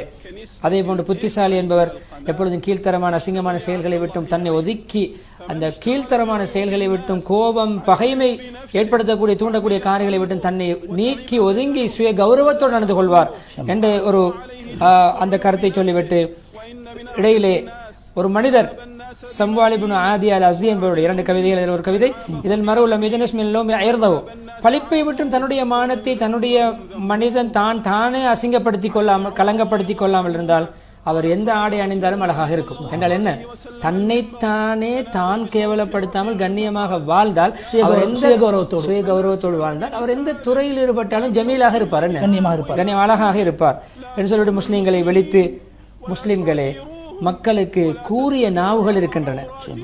மக்களுடைய குறைகளை பேசுகின்ற காரமான நாவுகள். அந்த கத்தி கூர்மையுடைய வார்த்தையை பாவித்திருக்கார்கள். மற்றவருடைய குறையை பார்ப்பதுதான் அவர்களுடைய பழக்கமாக தொழிலே அதுதான்.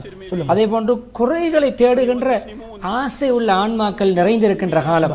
குறைகளைத்தான் பரப்புவார்கள். நிறைகளை பரப்புவதை விட ஒருவருடைய கௌரவமான நல்ல பாராட்டுக்குரிய சிறப்புகளை பரப்புவதை விட குறைகளைத்தான் பரப்புவார்கள். அவர்களுக்கு மத்தியிலே எப்பொழுதுமே பழித்து பேசுகின்ற அந்த தன்மை ஊடுருவிருக்கின்றது.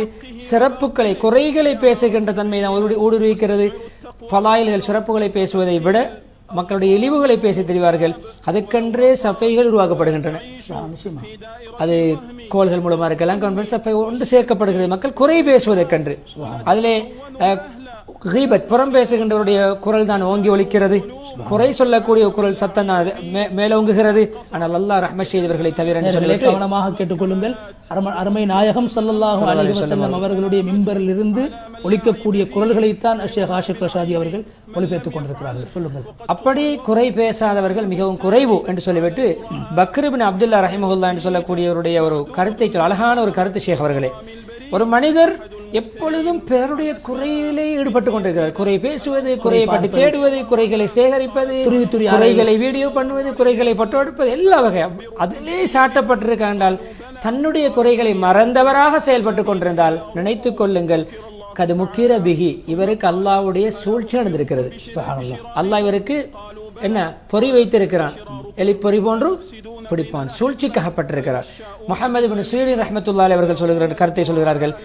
நாங்கள் பேசிக்கொள்ளக்கூடிய ஒரு பழக்கம் இருந்து இப்படி பேசிக்கொள்வோம். என்ன தெரியுமா, மக்களுடைய குறைகளை பேசுவதற்கென்றே தன்னைத்தான் யார் சித்தப்படுத்துவாரோ, மக்களுடைய குறைகளை பேசுவதற்கென்றே அதிகமான நேரத்தை ஒதுக்குவாரோ அவர்தான் ஆக கூடுதலாக குறை செய்பவர் என்று நாங்கள் பேசிக்கொள்வோம். யாரிடமாக கூடுதலான தவறு இருக்குமோ அதே போன்று மக்களை அவர் தன்னை பற்றி நினைத்து மற்றவர்களையும் பேசுவார். அதாவது அதிக குறைபாடு உள்ளவர் பிறரை குறை பேசுபவர் என்ற கருத்து. அதே போன்று சில முன்னே நல்லடியார்களுடைய ஒருவருடைய கருத்தை சொல்கிறார்கள். நல்லடியார் சலபு சாலிஹ்களை நல்லடியார்களை முன்னால் சந்தித்திருக்கிறோம். முன்னோர்கள் அவர்கள் நோன்பு பிடிப்பதிலும் தொழுகையிலும் இபாதத் என்று அவர்கள் கவனம் செலுத்துவதை விட மக்களுடைய மான மரியாதையில் கை வைக்காமல் தவிர்ப்பது ஆகப்பெரிய இபாதத்தாக பார்ப்பார்கள். வெறுமனே தொழுகை நோன்பு மாத்திரமல்ல, இபாதத் என்பது மனிதர்களுடைய விடயங்களிலே விவகாரங்களை தலையிடாமல் இருப்பதுதான் இபாதத்.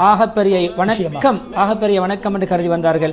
ரபீ இப்னு ஹஸ்ஸம் ரஹ்மத்துல்லாஹி அலைஹி இடத்துல ஒரு கேட்கப்பட்டது, நீங்கள் ஏன் யாரையும் குறை சொல்வதில்லை, நீங்கள் ஏன் யாரையும் குறை சொல்வதில்லை? அழகான பதிலை சொன்னார்கள் ரபீ ரஹிமஹுல்லாஹ் அவர்கள். நானே என்னை பற்றியே அதிருப்தியில் இருக்கிறேன், என்னை பற்றி எனக்கு ஒரு திருப்தி கிடையாது. நான் மக்களுடைய குறைகளையும் மக்களை இழுத்து பேசுவதற்கு எங்க டைம் கொடுக்க, என்னுடைய குறையை பற்றி எனக்கே திருப்தி இல்லை, எப்படி மற்றவங்களோட குறையை பேசுறது என்ற பாணியில அவர்கள் பதில் சொன்னார்கள். அதே போன்ற ஒரு கவிதையை கொண்டு வந்திருக்கார்கள். நான் அழுகிறேன் என்னுடைய ஆன்மாவுக்காக, நான் வேற எதற்காக அழமாட்டேன். ஏன் தெரியுமா, என்னுடைய ஆன்மாவுக்குள் என்னுடைய ஆன்மாவை பிறருடைய குறைகளை விட்டும் திசை திருப்புகின்ற ஒரு தூண்டுகோல் இருந்து கொண்டே இருக்கிறது என்று சொல்லிவிட்டு அபூ ஹுரைரா அவருடைய ரிவாயத்தை கொண்டு வருகிறார்கள். ரசூலுல்லாஹி ஸல்லல்லாஹு அலைஹி வஸல்லம் சொன்னார், மிக முக்கியமான சிறந்த ஒரு ஹதீஸ். அதாவது உங்களில் ஒருவர் தன்னுடைய பிறர் சகோதரருடைய கண்ணுக்குள்ளே சிறிய ஒரு மரம் சீவுகின்ற பொழுது, பலகையில சீவுகின்ற பொழுது சிறிய ஒரு தூசிக்கு பேர் தான் கதாத். பிறருடைய கண்ணுக்குள் இருக்கின்ற தூசி விளங்குகிறது. தூசி பாசையில பூளை அல்லது கண்ணில் இருக்கக்கூடிய அந்த அழுக்கு அழுக்கு அழுக்கு விளங்குகிறது. ஆனா அதாவது மரத்தை சீவின போது பெரிய ஒரு தூசி துண்டு போனால் அவங்களுடைய கண்ணுக்குள்ள விளங்குகிறது. தன்னுடைய கண்ணுக்குள்ளே பெரிய மர குத்தியை வைத்துக் கொண்டு இருக்கிறார் என்றால் என்ன தெரியுமா? தன்னிடம் பல நூறு குறைகளை வைத்துவிட்டு ஹதீஸ் அல்லவா? ஹதீஸ் இப்னு ஹிப்பான் சஹீஹ் இப்னு ஹிப்பானுடைய ரிவாயத் அந்த கிதாபிலே பதிவு செய்யப்பட்டிருக்கிறது. பிறருடைய கண்ணிலே அந்த சிறிய, அதாவது என்ன அர்த்தம்? பிறருடைய சிறிய குறை விளங்குகிறது, தன்னுடைய பெரிய குறை கூட அவர் விளங்குவதில்லை. இப்னு அஸீர் ரஹிமஹுல்லாஹ் சொல்லுகிறார், ஒரு சிறிய குறை மக்களை கண்டு கொள்கிறார், அதை குறை சொல்லுகிறார், தன்னுடைய பெரிய பெரிய குறைகளை வைத்துக் கொண்டு என்ற விளக்கத்தை சொல்லியிருக்கிறார்கள். அதே போன்று சொல்கிறார்கள் ஹத்தீப் அவர்கள், அடியானே உங்களுடைய குறையை திருத்துகின்ற பணியில் ஈடுபடுங்கள். யார் பிறருடைய குறைகள், தன்னுடைய குறையை விட்டுவிட்டு பிறருடைய குறைகளை பார்த்து பேசி பரப்புகின்ற வேலையில் ஈடுபடுவாரோ அவருடைய உள்ளம் குருடாகிவிடும். அதேபோல் அவருடைய உடம்பு குறை தேடி தேடி தேடி களைப்படைந்து விடும். அதே போன்று அவருடைய கவலை எப்பொழுதும் பிறரை பற்றி இருக்கும். அவரை எப்படி தாழ்த்துவது, இவரை எப்படி மட்டம் தட்டுவது, இவரை எப்படி வெட்டுவது, இவரை எப்படி கேவலப்படுத்துவது என்று எப்பொழுதுமே அவருடைய அழுத்தத்திலே அந்த மன அழுத்தத்தில் வாழ்வார். அதே போன்று தன்னுடைய குறைகளை விடுகின்ற சந்தர்ப்பமே அவருக்கு திருந்துகின்ற சந்தர்ப்பம் ஏற்படாது. இன்னும் ஒரு அழகான வார்த்தை சொல்கிறார்கள், மிக மக்களிலே அஜஸ் என்றால் ஷேக் அவர்களே உதவாக்கரை, பலவீனமானவன், உதவாக்கரை, எதற்குமே லாய்க்கு இல்லாதவன், மிக பலவீனமான கீழ் சாதி யார் தெரியுமா? மக்களிலே தன்னிடம் இருக்கின்ற குறையை வைத்து மக்களை பழித்து பேசுவான். தன்னிடமே அதை குறை இருக்கிறது, தானும் உதாரணம் குடிகாரன், பிற குடிகாரனை குறை பேச உதாரணம். இதே போன்று யார் அதைவிட மிக, அதாவது முதலாவது சொல்கிறார்கள், பிறரிடம் இருக்கின்ற குறைகளை பேசுகின்றவர் உதவாக்கரை, அதை விட மிக கேவலமானவன், மிக கெட்ட உதவாக்கரை யார் தெரியுமா? தன்னிடம் இருக்கின்ற குறையை மக்களிடம் இருக்கும் பொழுது இகழ்ந்து பேசுபவன், பழித்து பேசுபவன். அதே போன்று இப்னு உமர் ரிவாயத்தை தொடர்ந்து கொண்டு வருகிறார்கள். ரசூல் ஸல்லல்லாஹு அலைஹி வஸல்லம் அவர்கள் மிம்பருக்கு ஏறினார்கள். மிம்பரிலே, எந்த மிம்பரிலே நபி அவர்கள் இந்த ஹதீஸை சொன்னார்களோ அதே மஸ்ஜித் மிம்பரில் தான் ஹத்தீப் அவர்கள் பேசுகிறார்கள். இந்த ஹுத்பா நடக்கிறது. ஏறினார்கள், மிக உயர்ந்த சத்தத்திலே மக்களை அழைத்தார்கள். நாவில் பேச்சளவில் முஸ்லிமாகவும் உள்ளத்திலே ஆள் மனதிலே ஈமான் இறங்காத பதியாத பேச்சளவில் முஸ்லிமாக நடித்துக் கொண்டிருக்கின்ற முஸ்லிம்களே, முஸ்லிம்களை நீங்கள் நோவினை செய்ய வேண்டாம், முஸ்லிம்களை மனவருத்தப்படுத்த வேண்டாம், முஸ்லிம்களை குறை சொல்ல வேண்டாம். அதே போன்று மக்கள் முஸ்லிம்களுடைய குறைகளை தேடி துருவ வேண்டாம், குத்தி பேச வேண்டாம். அதே போன்று யார் ஒருவர் பிற சகோதர முஸ்லிமுடைய குறையை தேடி துருவி துயர்ந்து தேடி தெரிவாரோ தத்தப்பா அல்லாஹ் அவருடைய குறையை அல்லாஹ் தேடுவான், வெளிப்படுத்துவான். அல்லாஹ் யாருடைய குறையை வெளிப்படுத்த முடிவெடுத்து விட்டானோ அவர் தன்னுடைய தங்குமிடத்தில் வீட்டில் மத்தியில் இருந்தாலும் அல்லாஹ் வெளிப்படுத்துவான். அவர் வீட்டுக்குள் ரகசியமாக மறைந்திருந்தாலும் அவருடைய குறை வெளிப்படும் என்ற திருமதி, தனிமையில் இருந்து ஒரு தவறை செய்தாலும் அல்லாஹ் அதை வெளிப்படுத்துவான். அவருடைய குறையை தேடி துருவியதுடைய தண்டனை அல்லாஹ் பாதுகாக்க வேண்டும். திருமதியுடைய ரிவாயத். கெட்டெண்ண முஸ்லிம்களை பற்றி கெட்டெண்ணம் வைப்பது இருக்கிறது. அதில் எப்படியானவர்களுடைய நேர்மையான அமானிதம் பேணக்கூடிய வெளிரங்கத்தில் அவருடைய குறைகள் வெளிப்படாத கண்ணியவான்களுடைய குறைகள் தேடுவது மிக தடுக்கப்பட வேண்டிய விடயம். மஹ்லூர் என்று சொல்கிறார், ஹராம். அதே போன்று இன்ன பஅதல்லாஹ் இஸ்ம் என்ற அந்த ஆயத், ஹுஜராத்துடைய 12வது ஆயத்துடைய ஒரு பகுதி, எண்ணங்களில் சிலது அது பாவமாக மாறும், பாவத்தின் பக்கம் இட்டு செல்லும்.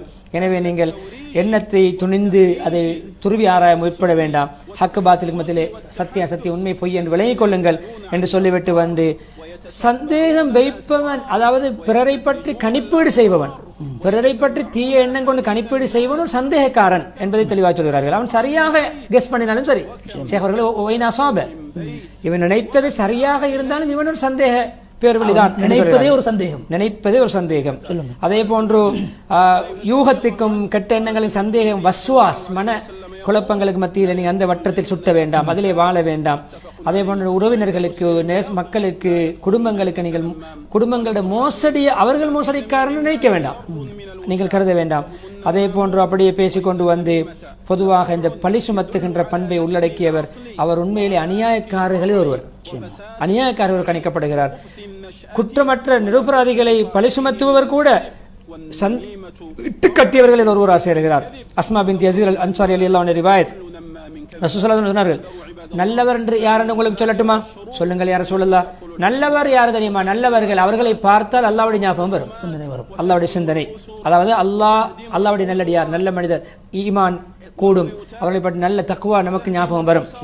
கெட்டவர்கள் யார் என்று உங்களுக்கு சொல்லவா என்று கேட்டுவிட்டு சொன்னார்கள். சொல்லுங்கள் யார் சொல்ல சஹாபாக்கள்.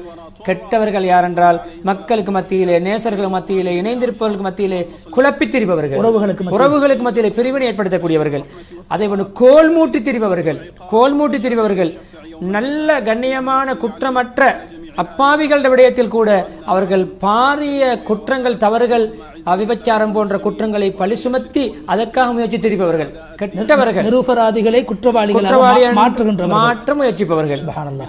அதாவது முஸ்னத் அஹ்மத் உடைய ரிவாயத். சொல்லுங்கள். அதே போன்று தொடர்ந்து பேசுகின்ற பொழுது யாரிடம் மடத்தனம் அதிகரிக்குமோ, ஆரம்பத்தில் சொன்னார்கள் புத்திசாலி இந்த வேலை செய்ய மாட்டார், யார் மடையரோ மடத்தனம் அதிகரிக்குமோ, பழிப்பு, அதோட உள்ளத்திலே குரோதமும் வஞ்சகமும் பிறருடைய பொறாமையால் உள்ளம் வெந்து கொண்டிருக்கின்ற அவர்தான் இப்படியான எட்டுக்கட்டில் ஈடுபடுவார், அநியாயம் செய்வார், அத்துமீறுவார், மானபங்கப்படுத்துவார், கற்பனைகளை கதையாக மக்களுக்கு மத்தியில் உண்மைப்படுத்தி பேசுவார் என்றெல்லாம் பேசிவிட்டு வந்து அப்படியே அபூ ஹுரைராவுடைய ஹதீஸை கொண்டு வருகிறார்கள். ரசூலுல்லாஹி ஸல்லல்லாஹு அலைஹி வஸல்லம் மிக பெரிய பாவம், பெரும் பாவங்களிலும் பெரிய பாவம் பிறருடைய ஒரு முஸ்லிமுடைய மானத்தில் உரிமை என்று கை வைப்பது, மானபங்கப்படுத்துவது, அவரை பற்றி இழிவாக பேசுவது. அதே போன்று பெரும்பாவங்களில் ஒன்றுதான் ஒரு ஏச்சுக்கு 2 ஏச்சு பதில், ஒரு வார்த்தையால் ஏசியவருக்கு 2 வார்த்தையால் பதில், அல்லது ஏசியவருக்கு அதைவிட காரமான பல வார்த்தைகளை கொண்டு பதில் சொல்வதும் மிகப்பெரிய பாவங்களில் ஒன்றென்று சுன அபீ தாவூதுடைய ரிவாயத்தை கொண்டு வந்திருக்கிறார்கள். அதே போன்று உசாமா பின் இப்னு ஷரீக் ரலியல்லாஹு அன்ஹு அவர்கள் நபி ஸல்லல்லாஹு அலைஹி வஸல்லம் அவர்களோடு நாங்கள் ஹஜ்ஜுக்கு போனோம். ஹஜ்ஜுக்கு போகின்ற பொழுது மக்கள் எல்லாம் வந்து இப்படி செய்தேன் யா ரசூலல்லாஹ், முன்னால் சை செய்தேன், தவாஃபை பின்னால் செய்தேன் என்ற ஒவ்வொரு அமலை பற்றி நான் ஹஜ்ஜுடைய சில தர்த்தீப் மாறி செய்ய முடியுமான அமல்களை பற்றி கேட்டார்கள். பரவாயில்லை செய்து கொள்ளலாம் என்று சொன்னார்கள். ஆனால் இப்படிப்பட்ட மனிதரை தவிர பிற முஸ்லிம் சகோதரனுடைய மானத்தை போக்கியவன், அவனுடைய மானத்தில் கை வைத்தவனை தவிர, அநியாயமாக அப்படியானவனை தவிர அவன்தான் குற்றவாளி, அவன்தான் அழிவு நாசத்துக்குரியவன் என்று அவனை விதிவிலக்காக பேசினார்கள். அதுவும் அபூ தாவூதுடைய ரிவாயத். எனவே அப்படியே தக்வாவுடைய வசியை செய்கிறார்கள். மனித உள்ளங்கள், உடல் ரீதியான நோய்களுக்கு ஷேக் அவர்களே சிகிச்சை செய்வது போன்று ஆன்ம நோய்கள், அதாவது மனரீதியான உள்ளத்தோடு சம்பந்தப்பட்ட மனநோய் அல்ல, உள்ளத்தோடு சம்பந்தப்பட்ட இப்படியான பொறாமை, வஞ்சகம், குரோதம், கோல் முட்டுகின்ற அன்பு, இப்படியான நோய்களுக்கும் சிகிச்சை செய்யுங்கள், மருந்து செய்து கொள்ளுங்கள். ஷைத்தானுடைய ஊசலாட்டங்களை விட்டு நீங்கள் உங்களோட மனசுகளை பாதுகாத்துக் கொள்ளுங்கள். பாத்திலான சந்தேகமான விடயங்களிலே நீங்கள் இன்ட்ரெஸ்ட் எடுக்க வேண்டாம், அதில் இன்பம் காண வேண்டாம், அதே மனதுக்கு பிடித்த ஒரு செயலாக நீங்கள் செய்ய வேண்டாம், மக்களுடைய குறைகளிலே ஈடுபட வேண்டாம். அப்படியே உங்களுக்கு மத்தியிலே அப்படியே குரோதங்களும் வஞ்சகங்களும் உங்களை அப்படி கெடுத்து நாசமாக்கிவிடும். எனவே ஹக்கு, சத்தியத்துக்கு வழிபட்டு நடக்கூடிய, கட்டுப்பட்டு நடக்கூடிய மாறுங்கள் என்று முழு அவர் தனக்கும் ஏனைய முஸ்லிம்களுக்கும் இஸ்திகுஃபார் செய்தவராக, இன்னஹு கான லில் அவ்வாபின கஃபூரா, அல்லாஹ் பாவங்களை, அல்லாஹ் பக்கம் பாவமீட்சி பெறக்கூடியவர்களை நிச்சயம் மன்னித்து ஏற்றுக்கொள்வார் என்ற குர்ஆன் வசனத்தோடு அந்த முதலாவது ஹுத்பாவை நிறைவு செய்கிறார்கள். ஆம், ஷேக் ஆஷிக் ரஷாதி அவர்கள் மிகவும் அழகான சமுதாயத்திலே நடைபெறுகின்ற முக்கியமான விடயங்களை அடிப்படையாக வைத்துத்தான் ஹத்தீப் அவர்கள் பல குடும்பங்களும் பல நட்புகளும் பிரிவதற்கும் பிளவுகளும் சண்டை சச்சரவுகளும் ஏற்படுவதற்கு காரணமாக இருக்கின்ற மிக படுமோசமான பாவங்களை சுட்டிக்காட்டி ஷேக் அவர்கள், அந்த ஹத்தீப் அவர்கள் செய்த ஹுத்பாவை அழகாக நீங்கள் மொழிபெயர்த்தீர்கள். அல்லாஹ் தஆலா உங்களுக்கு அருள்பாலிக்க வேண்டும். அந்த வகையில் ஷேக் ஆஷிக் ரஷாதி ஹஸரத் அவர்களே, அந்த 2வது ஹுத்பாவை பொறுத்த மட்டிலே பொதுவாக ஹத்தீப் அவர்கள் அந்த மதீனாவுடைய ஹுத்பாவுடைய 2வது ஹுத்பாவிலே ஆரம்பமாக அவர்கள் அல்லாஹ்வை புகழ்ந்து நபி அவர்கள் மீது ஸலவாத்தை சொல்லிவிட்டு முஃமின்களை விழித்து அவர்களை ஆய்வுள்ளதி நாமனு தகுல்லாஹ் ஹக்க துகாத்திஹி வலா தமூதுன்ன இல்லா வஅன்தும் முஸ்லிமூன், முஃமின்களை நீங்கள் அல்லாஹ்வை உண்மையாக பயந்து கொள்ளுங்கள், முறையாக பயந்து கொள்ளுங்கள், அதே போன்று நீங்கள் மரணிப்பதாக இருந்தால் முஸ்லீம்களாகத்தான் நீங்கள் மரணிக்க வேண்டும் என்ற அந்த ஆழமான அர்த்தத்தை கொண்ட ஆலு இம்ரானுடைய 102வது வசனத்தை ஓதி காட்டிவிட்டு அல்லாஹு தஆலா அல் குர்ஆனில் அல் ஹம்மாஸ் அல் லம்மாஸ், அதாவது மக்களை பார்த்து குத்தி பேசக்கூடியவர்கள், மக்களுடைய முதுகுக்கு பின்னால் புறம் பேசக்கூடியவர்கள், இரண்டு சாரார்களையும் அல்லாஹு தஆலா பழித்து பேசியிருக்கிறான், அவர்களுக்கு கேடு உண்டாகும் என்ற அந்த கருத்தை கொண்ட சூரத்துல் ஹுமஸாவுடைய 1வது வசனத்தை ஓதி காட்டினார்கள். பின்னால் பேசுவது அல்லது முகத்துக்கு முன்னால் வந்து குத்தி பேசுவது, இவைகள் தவிர்க்கப்பட வேண்டும். அல்லாஹு தஆலா அல் குர்ஆனில் அதனை பழித்து பேசியிருக்கிறான் என்ற கருத்தை சொல்லி அந்த ஆயத்துடைய விளக்கத்தையும் சொல்லிவிட்டு, அதே போன்று மிக படுமோசமான ஒரு விடயம் தான் ஹத்தீப் அவர்கள் தொடர்ச்சியாக 2வது ஹுத்பாவில் சொல்கிறார்கள். மற்றவர்களுடைய விவகாரங்களை துருவுவது. அவர் எங்க போகிறார், எங்க வருகிறார், என்ன செய்கிறார், யாரோடு பேசுகிறார், யாரோடு பழகிறார் என்று மற்றவர்களுடைய தகவல்களை சேகரிப்பது என்பது ஆரோக்கியமான ஒரு விடயம் அல்ல. அது ஒரு பழிக்கப்பட வேண்டிய பழிப்புக்குரிய விடயம் என்று சொல்லிவிட்டு மேற்குறிப்பாக இரண்டாவது சொன்னார்கள் இதா அத்துல் அஸ்ரார், அதாவது மற்றவர்களுடைய ரகசியங்களை நாங்கள் பரப்புவது படுமோசமான ஒரு பண்பு. அதாவது ரகசியமாக ஒருவர் ஒரு விடயத்தை சொல்லியிருப்பார், அமானிதமாக சொல்லியிருப்பார், அதை பகிரங்கப்படுத்துவது படுமோசமான ஒரு செயல்பாடாக இருக்கிறது. அதே போன்று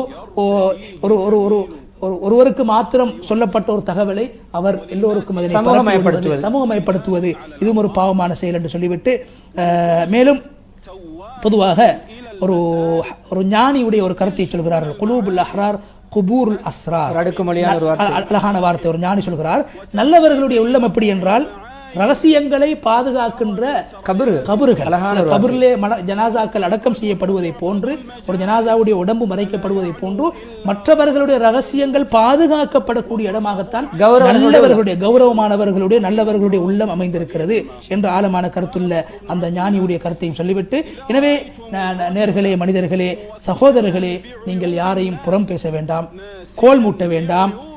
அதே போன்று யாருடைய அமானிதங்களையும் அவர்கள் உங்களுக்கு சொன்ன ரகசியங்களை நீங்கள் அம்பலப்படுத்த வேண்டாம். அதே போன்று ஷேக் அவர்களே அடுத்த ஒரு அழகான ஒரு வசனத்தை சொல்லியிருக்கார்கள். சொல்லுங்கள். கேட்கின்ற எல்லோரிடமும் உங்களுடைய ரகசியங்களை நீங்கள் ஒப்படைக்க வேண்டாம். ஏன் தெரியுமா, உங்களுடைய ரகசியத்தை கேட்பவர் உண்மையிலே அதை பரப்புவராக தான் இருப்பார் என்ற வார்த்தையில் சொல்லியிருக்கார்கள். அதை பொருத்தமான. அதே போன்று நீங்கள் யாருடைய குறைகளையும் துருவ வேண்டாம், இறுதியாக யாரையும் குத்தி பேச வேண்டாம், யாருடைய விடயத்தில் தனிப்பட்ட விவகாரங்களில் நீங்கள் தலையிட வேண்டாம், மற்றவர்களுடைய தகவல்களை திரட்டுவதை நீங்கள் நிறுத்திவிட்டு உங்களுடைய வேலைகளை, உங்களுடைய பழுக்களை, உங்களுடைய விடயங்களில் நீங்கள் ஈடுபட்டுக் கொள்ளுங்கள். மற்றவர்களுடைய ரகசியங்களை நீங்கள் தேட வேண்டாம். சொல்லுங்கள். மரு அஃப்ஷா சிறுவனுடைய கவிதை அழகான ஒரு கவிதை, நீங்கள் மொழிபெயர்த்த பொருத்தமாக இருக்கும். தொடர்ந்து.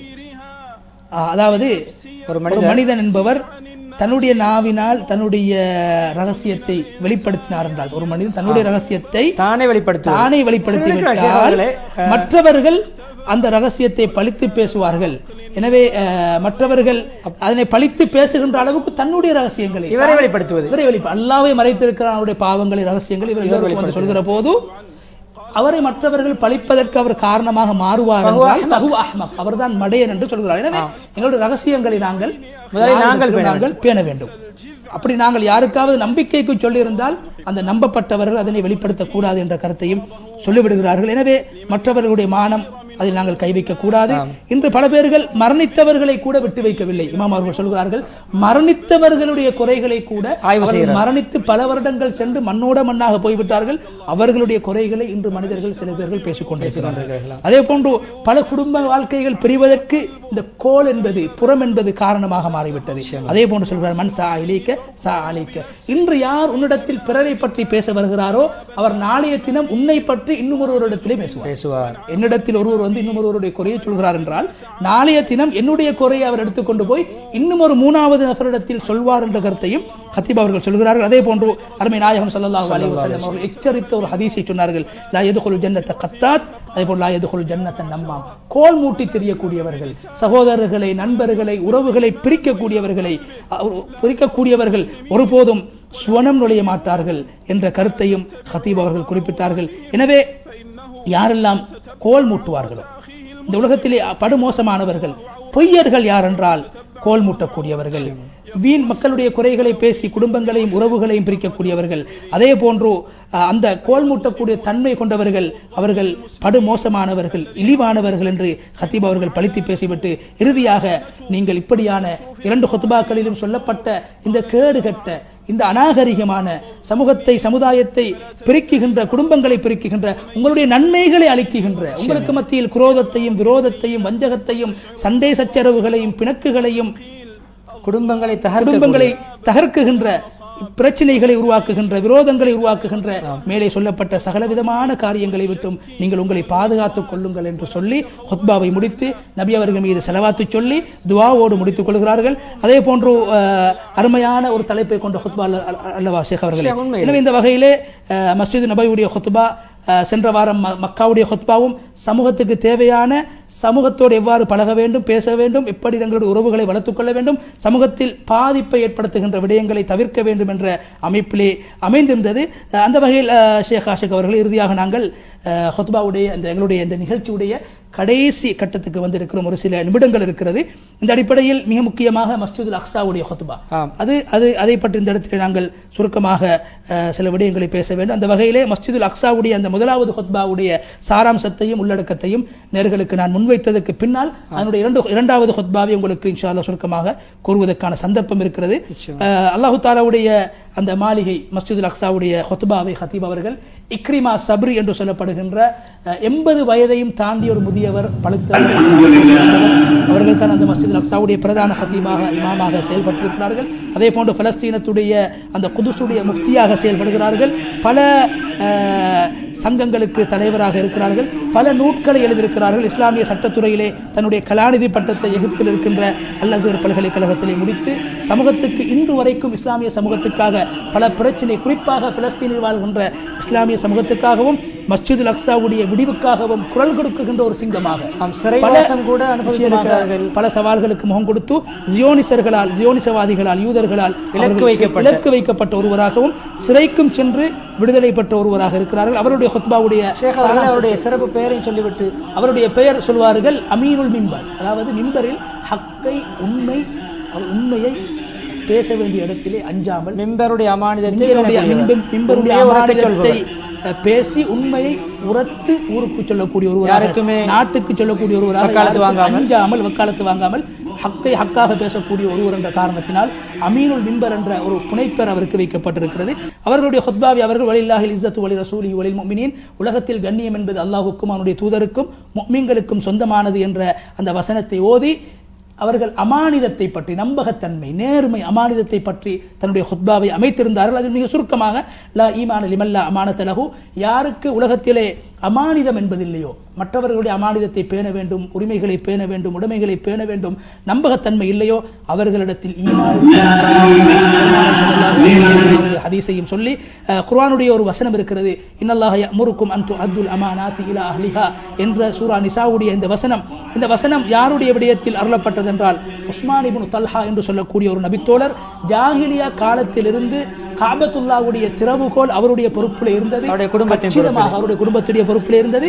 கச்சிதமாக சிறப்பாக அந்த பொறுப்பை செய்து வந்த ஒரு குடும்பம். அதில் மிக குறிப்பாக உஸ்மான் இப்னு தல்ஹா என்று சொல்லக்கூடியவர் ஹிஜ்ரி 8ஆம் ஆண்டு மக்காவுடைய வெற்றி நபிகளார் ஸல்லல்லாஹு அலைஹி வஸல்லம் அவர்களுக்கும் சஹாபாக்களுக்கும் கிடைத்த போது நபிகளார் ஸல்லல்லாஹு அலைஹி வஸல்லம் அவர்கள் அந்த உஸ்மான் இப்னு தல்ஹா என்று சொல்லக்கூடியவரை அழைத்து காபாவுடைய திறவுகோலை என்னிடத்திலே ஒப்படைத்து விடுங்கள், தாருங்கள் என்று வேண்டிக் கொண்ட நேரத்தில் அல்லாஹு தஆலா இந்த ஆயத்தை இறக்கினான். நீங்கள் உஸ்மான் இப்னு தல்ஹாவுக்கு அந்த திறவுகோலை, சாவியை நீங்கள் திருப்பி கொடுத்து விடுங்கள், அதை நீங்கள் எடுக்க வேண்டாம். ஏனென்றால் அவர் இவ்வளவு காலமாக அந்த அமானிதத்தை பேணுதலாக செய்து வந்திருக்கிறார். காபாவுடைய சாவியை, திறவுகோலை அவர் பாதுகாத்து வைத்திருக்கிறார். எனவே அவர்தான் அதனை பாதுகாப்பதற்கு தகுதியானவர், அவர் நேர்மையானவர், நம்பகத்தன்மை உள்ளவர். எனவே அந்த அமானிதத்தை அவரிடத்திலே நீங்கள் ஒப்படைக்க வேண்டும் என்ற அர்த்தத்தை கொண்ட அந்த வசனத்தை சொல்லி ஹுத்பாவுக்குள்ளால் வருகிறார்கள்.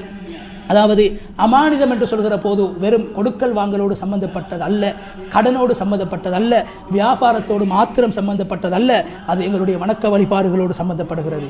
பாவங்களை விடுவதும் ஒரு அமானிதம், நன்மைகளை செய்வதும் ஒரு அமானிதம், தொழுவதும் அமானிதம், நோன்பு பிடிப்பதும் அமானிதம். அருமை நாயகம் ஸல்லல்லாஹு அலைஹி வஸல்லம் அவர்கள் சொன்னார்கள், ஒரு மனிதன் தொழுகின்ற தொழுகை ஒரு அமானிதம், அவன் செய்கின்ற வுது அதை முறையாக செய்ய வேண்டும், அதுவும் ஒரு அமானிதம், அது பற்றியும் அல்லாஹ் கேட்பான். அதே போன்று ஒரு மனிதன் வியாபாரம் செய்கிற போது ஒரு பொருளை நிறுத்து அவன் விற்கின்ற போது நிறுவை, அளந்து விற்கின்ற போது அளவு நிறுவை, இவைகள் அனைத்தும் அமானிதம். இவைகள் எல்லாற்றையும் விட மிகவும் பேண வேண்டிய ஒரு அமானிதம் தான் எங்களிடத்தில் நம்பி ஒப்படைக்கப்பட்ட பொருட்களை, பணங்களை நாங்கள் பாதுகாப்பது மிகப்பெரிய அமானிதம் என்று ஸல்லல்லாஹு அலைஹி வஸல்லம் அவர்கள் சொன்னார்கள். எனவே அல்லாஹு தஆலா அல் குர்ஆனிலே ஈமான்தாரிகளுடைய பண்புகளை பற்றி சொல்கிற போது அவர்கள் அமானிதங்களை பேணக்கூடியவர்களாக, நம்பகத்தன்மை கொண்டவர்களாக இருப்பார்கள் என்றும், அதே போன்று அல்லாஹு தஆலா ஈமானோடு அமானிதத்தை இணைத்து பேசியிருக்கிறான், அமானிதத்தையும் ஈமானையும் இணைத்து பேசியிருக்கிறான். அல் குர்ஆன் நபி ஸல்லல்லாஹு அலைஹி வஸல்லம் அவர்களும் அதனை இணைத்து பேசியிருக்கிறார்கள். லா ஈமான லிமன் லா அமானத லஹு, யாருக்கு அமானிதம் இல்லையோ அவர்களிடத்தில் ஈமான் இருக்காது. அதே போன்று அல்லாஹு தஆலா தக்வாவையும் அமானிதத்தையும் அல் குர்ஆனிலே இணைத்து பேசியிருக்கிறான். குர்ஆனிலே சூரா பக்ராவிலே அல்லாஹ் சொல்கிறான், அமானத்தஹு, யாராவது உங்களை நம்பி அமானிதத்தை தந்தால் அந்த அமானிதத்தை முறையாக நீங்கள் நிறைவேற்ற வேண்டும். அதே போன்று அல்லாஹ்வையும் பயந்து கொள்ள வேண்டும் என்று தக்வாவையும் அமானிதத்தையும் அல்லாஹ் இணைத்து பேசியிருக்கின்றான். அதே போன்று இந்த அமானிதத்துக்கு மாற்றமான எதிர்கருத்து தான் அல் ஹியானா எனப்படுகின்ற மோசடி, நம்பகத்தன்மைக்கு எதிர்ச்சொல் தான் மோசடி என்று, நம்பிக்கை மோசடி. எனவே அல்லாஹு தாலா இந்த மோசடியை, நம்பிக்கை மோசடியை நபிகளார் ஸல்லல்லாஹு அலைஹி வஸல்லம் அவர்கள் நயவஞ்சகத்தன்மையோடு இணைத்து பேசியிருக்கிறார்கள். முனாஃபிக்குடைய அடையாளங்கள் 3 என்று சொல்கிற போது அதில் ஒரு அடையாளமாக நம்பினால் அவர் மோசடி செய்வார், துரோகம் செய்வார். நம்பகத்தன்மையாக அவர் நடந்து கொள்ள மாட்டார், அவர் துரோகமாக நடந்து கொள்வார். அவர் தொழுதாலும் சரி, நோன்பு நோற்றாலும் சரி, வஸஅம அன்னஹு முஸ்லிம், அவர் தன்னை முஸ்லிம் என்று அடையாளப்படுத்தினாலும் யாரிடத்தில் நம்பகத்தன்மை இல்லையோ அவர் ஒரு நயவஞ்சகன் என்று ஸல்லல்லாஹு அலைஹி வஸல்லம் அவர்கள் நயவஞ்சகத்தையும் மோசடியையும் இணைத்து பேசியிருக்கிறார்கள். அதே போன்று அல்லாஹுடைய தூதர் அருமை நாயகம் ஸல்லல்லாஹு அலைஹி வஸல்லம் அவர்கள் சொன்னார்கள், 2 சகோதரர்கள் அல்லது 2 நண்பர்கள் கூட்டாக சேர்ந்து வியாபாரம் செய்கிற போது நேர்மையாக அவர்கள் நடந்து கொண்டால் நான் அவர்களுக்கு உதவியாக இருப்பேன். ஒரு சகோதரர், ஹதீஸுல் குதுஸி அல்லாஹ் தஆலா சொல்கிறான், 2 நண்பர்கள் அல்லது தோழர்கள் நேர்மையாக பார்ட்னர்களாக இருந்து கூட்டாக வியாபாரம் செய்கிற போது, வியாபார நடவடிக்கையில் ஈடுபடுகிற போது ஒருவருக்கொருவர் நேர்மையாக நடந்து கொண்டால், யாருக்கும் துரோகம் செய்யாமல் நேர்மையாக நடந்து கொண்டால் அல்லாஹ்வுடைய உதவி அவர்களுக்கு கிடைக்கும். அவர்கள் துரோகம் செய்தால் அல்லாஹ்வுடைய உதவி அவர்களை விட்டு துண்டிக்கப்படும் என்ற ஹதீஸையும் ஞாபகப்படுத்தினார்கள். அதே போன்று அல்லாஹு தஆலா அல் குர்ஆனிலே முஸ்லிம்களுக்கு செய்கின்ற மோசடியை, இஸ்லாமிய சமூகத்துக்கு ஒரு முஸ்லிம் இன்னொரு முஸ்லிமுக்கு செய்கின்ற துரோகத்தை அல்லாஹு தஆலா அது அல்லாஹ்வுக்கு செய்கிற துரோகமாக, அல்லாஹ்வுடைய தூதர் ரசூலுல்லாஹி ஸல்லல்லாஹு அலைஹி வஸல்லம் அவர்களுக்கு செய்கிற துரோகமாக பேசியிருக்கிறான். யா அய்யுஹல்லதீன ஆமனு லா தஹூனுல்லாஹ வர் ரசூல் வ தஹூனு அமானாத்திக்கும், நீங்கள் அல்லாஹ்வுக்கும் துரோகம் செய்ய வேண்டாம், அவனுடைய தூதருக்கும் நீங்கள் துரோகம் செய்ய வேண்டாம், நீங்கள் உங்களுடைய அமானிதங்களுக்கும் நீங்கள் துரோகம் செய்ய வேண்டாம் என்ற கருத்தை அல் குர்ஆனிலே அல்லாஹு தஆலா கூறியிருக்கிறான் என்ற கருத்தையும் ஹதீப் அவர்கள் சொல்லிவிட்டு, நாங்கள் இருக்கின்ற இந்த மஸ்ஜிதுல் அக்ஸா அமையப்பட்டிருக்கிற இந்த குதுஸ் என்று சொல்கிற பூமி இது ஒரு அமானிதம், இதை பாதுகாப்பது எங்களுடைய பொறுப்பு மாத்திரமல்ல, ஒட்டுமொத்த இஸ்லாமிய சமுதாயத்தின் பொறுப்பாக இருக்கிறது. நபிமார்கள் வாழ்ந்த பூமியாக இந்த பூமி இருக்கிறது. எனவே நபிமார்கள் வாழ்ந்த பூமி பாதுகாக்கப்பட வேண்டும். அந்த பூமியை பறிகொடுப்பதற்காக செய்யப்படுகின்ற சகலவிதமான முயற்சிகளும், சகலவிதமான கலந்துரையாடல்களும், சகலவிதமான பேச்சுவார்த்தைகளும், உடன்படிக்கைகளும், அது தத்பீ என்று சொல்லப்படுகின்ற நவீன காலத்திலே அரபு நாடுகள் செய்கின்ற, இஸ்ரேலோடு செய்கின்ற ஒப்பந்தங்களாக இருக்கலாம். இவைகள் அனைத்தும் ஹியானத்துன் உதுமா, ஹியானத்துன் குப்ரா, மிகப்பெரிய மோசடி. இது அல்லாஹ்வுடைய பூமி, அல்லாஹ் பரக்கத்து செய்த பூமி, அனைத்து முஸ்லிம்களுக்கும் சொந்தமான பூமி. இந்த பூமியை பறிகொடுப்பதற்கு நாங்கள் ஒருபோதும் துணை போகக்கூடாது என்ற கருத்தை ஹதீப் அவர்கள் சொல்லிவிட்டு இறுதியாக இந்த பூமியை பறிகொடுப்பதற்காக செய்யப்படுகின்ற சகலவிதமான முயற்சிகளையும் விட்டு அவர்கள் எச்சரிக்கை செய்கிறார்கள். இப்படி நாங்கள் இந்த பூமியை விட்டுக் கொடுக்க கூடாது. நபிகளார் ஸல்லல்லாஹு அலைஹி வஸல்லம் அவர்கள் இஸ்ரா மிஅராஜ் என்ற பயணங்களை மேற்கொண்ட பூமியாக இந்த பூமி இருக்கிறது என்ற கருத்தை சொல்லி அவர்களுடைய அந்த ஆரம்ப ஹுத்பாவை முடித்துக் கொண்டார்கள். ஷேக் ஆஷிக் ரஷாதி அவர்கள் அருமையான அமானிதம் என்ற தலைப்பை கொண்ட ஒரு ஹுத்பாவாக இந்த ஹுத்பா அமைந்திருந்தது. 2வது ஹுத்பாவை சுருக்கமாக சாராம்சத்தை நேருக்கு நீங்கள் முன்வையுங்கள். நிகழ்ச்சியுடைய இறுதி கட்டத்தை நாங்கள் அடைந்திருக்கிறோம். 2வது ஹுத்பா மிக சுருக்கமாக 2 தூதுகளை முன்வைக்கிறார்கள். இந்த ஹுத்பாவில் நான் 2 தூதுகளை உங்களுக்கு முன்னால் முன்வைக்கிறேன். ஒன்று, நபி மூசா அலைஹிஸ்ஸலாம் அவர்களுடைய கண்ணியம், கௌரவம், அதை நாங்கள் காத்து வருகிறோம். இது அக்ஸாவுடைய மிம்பர், அங்கிருந்து நாங்கள் பேசுகிறோம். இந்த பைத்துல் மக்ஸூடைய பூமியில் வசிக்கக்கூடிய அனைவரையும் நாங்கள் மதிக்கிறோம். அதே போன்று குதுஸ், இந்த பரிசுத்த புனித பூமியை வாழக்கூடிய அனைவர்களுக்கும் நாங்கள் என்னுடைய முகமங்களை, காணிக்கைகளை முன்வைக்கிறோம். எதற்காக? இந்த குதுஸை யூதர்களுடைய அழுக்குத்தனமான கீழ்த்தரமான செயல்களிலிருந்து விடுவிப்பதற்கும் சுத்தப்படுத்துவதற்கும் பாடுபடுகின்ற ஒவ்வொருவரையும் நாங்கள் பாராட்டுகிறோம், புகழ்கிறோம், வரவேற்கிறோம் என்று சொல்லிவிட்டு, இந்த குதுஸுடைய பூமி, இந்த புனித பூமி சுற்றுலா தலம் அல்ல. ஏனைய இடங்களை பார்ப்பது போன்று சுற்றுலா வந்து செல்கின்ற ஒரு இடமாக நீங்கள் ஆக்கிக் கொள்வதை நாங்கள் புறக்கணிக்கிறோம். அதற்கு நாங்கள் தூது, உலகத்தை கொடுக்கின்ற தூது பிரகடனம். ஆம், அதனுடைய கண்ணியத்தை பேண வேண்டும். அதே போன்று ஒரு மஸ்ஜித், மார்க்கத்துடைய ஒரு மஸ்ஜிதை பார்க்க வருகிறோம். அதே போன்று ஈமானிய ஒரு கோட்டையை தரிசிக்க வருகிறோம் என்ற ஒரு எண்ணம் இருக்க வேண்டுமே தவிர ஏனைய சுற்றுலா தலங்களுக்கு வருகின்ற ஒழுக்கஹீனமான செயல்கள் இங்கே நடைபெறக்கூடாது. இறுதியாக 2வது தூது மஸ்ஜிதுல் அக்ஸாவுடைய விவகாரம். அதென்ன? இங்கே இதை அபகரித்திருக்கக்கூடிய, இதை ஆக்கிரமித்திருக்கக்கூடிய இந்த சியோனிசவாதிகள், இந்த யூதர்கள் தொழுகையாளிகளுக்கு தொந்தரவு கொடுக்கிறார்கள், தடுக்கிறார்கள். இந்த சமகால நோயை காரணம் காட்டி மஸ்ஜிதுக்கு வர விடுகிறார்கள் இல்லை, இந்த மஸ்ஜிதை செழிப்பாக்க விடுகிறார்கள் இல்லை. நீங்கள் முஸ்லீம்களே, நீங்கள் மஸ்ஜிதோடு தொடர்பாக வேண்டும் என்று வேண்டிக் கொள்கிறோம். நீங்கள் மஸ்ஜித் அக்ஸாவுக்கு வர வேண்டும், தொழ வேண்டும். அதில் உள்ள சுகாதார வழிகாட்டல்களை பேணி, சுகாதார இந்த கோவிட்-19 இந்த காலத்திலே இந்த முறைகளை பேணி நீங்கள் மஸ்ஜிதுக்கு வரலாம், இபாதத் செய்யலாம், மஸ்ஜிதை செழிப்பாக்கலாம், செழிப்பாக்கத்தான் வேண்டும் என்ற ஒரு வேண்டுகோளை உருக்கமாக முன்வைத்து அந்த ஹுத்துபாவை இது துஆ கபூலாகின்ற நேரம் என்பதையும் ஞாபகப்படுத்தி முடிவு செய்கிறார்கள். நிச்சயமாக நேர்களே, நாங்கள் இவ்வளவு நேரமாக 3 புனித ஸ்தலங்களிலும் நடாத்தப்பட்ட அரபு மொழியிலேயே நிகழ்த்தப்பட்ட அந்த ஹுத்பாவுடைய விளக்கத்தையும் மொழிபெயர்ப்பையும் என்னோடு சேர்ந்து ஷேக் ஆஷிக் ரஷாதி ஹதரத் அவர்கள் மிக அருமையாக அதனுடைய ஆழமான கருத்துக்களை, மொழிபெயர்ப்புகளை எங்களுடைய இஸ்லாமிய சமூகத்துக்காக முன்வைத்தார்கள். நீங்கள் பயன்பெற வேண்டும். நேர்கள் சார்பாக ஷேக் ஆஷிக் ரஷாதி ஹசரத் அவர்களுக்கு இன்னும் ஒரு தடவை ஜஸாக்குமுல்லாஹ் ஹைரா என்று சொல்லி நான் நன்றி செலுத்திக் கொள்கிறேன்.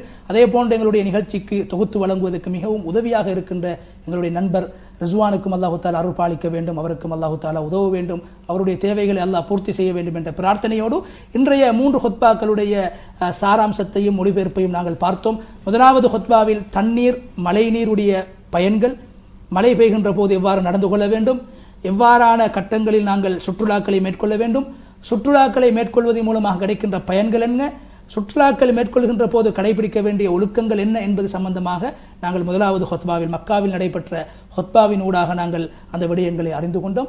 இரண்டாவது ஹுத்பாவிலே எங்களுடைய சமூகம் பீடிக்கப்பட்டிருக்கக்கூடிய மிக பயங்கரமான நோய், கொரோனாவை விட ஒரு பயங்கரமான நோய் என்று சொல்லலாம். மற்றவர்களுடைய விவகாரங்களில் தலையை போட்டுக் கொள்வது, அவர்களுடைய குறைகளை பேசுவது, குறைகளை பார்ப்பது, கோல் சொல்வது, குடும்பங்களை பிரிப்பது, நட்புகளை பிரிப்பது, இப்படியான உள்ளத்தோடு சம்பந்தப்படுகின்ற நோய்களை விட்டு இந்த சமூகம் விடுபட வேண்டும், கலர வேண்டும், தௌபா செய்ய வேண்டும் என்ற எச்சரிக்கைகளை உள்ளடக்கிய ஒரு ஹுத்பாவாக மஸ்ஜித் நபவியுடைய ஹுத்பாவை நாங்கள் பார்த்தோம். மூன்றாவது மஸ்ஜிதுல் அக்ஸாவுடைய ஹுத்பா, நம்பகத்தன்மை, அமானிதம் ஒரு முஃமினுடைய அடையாளமாக இருக்கிறது.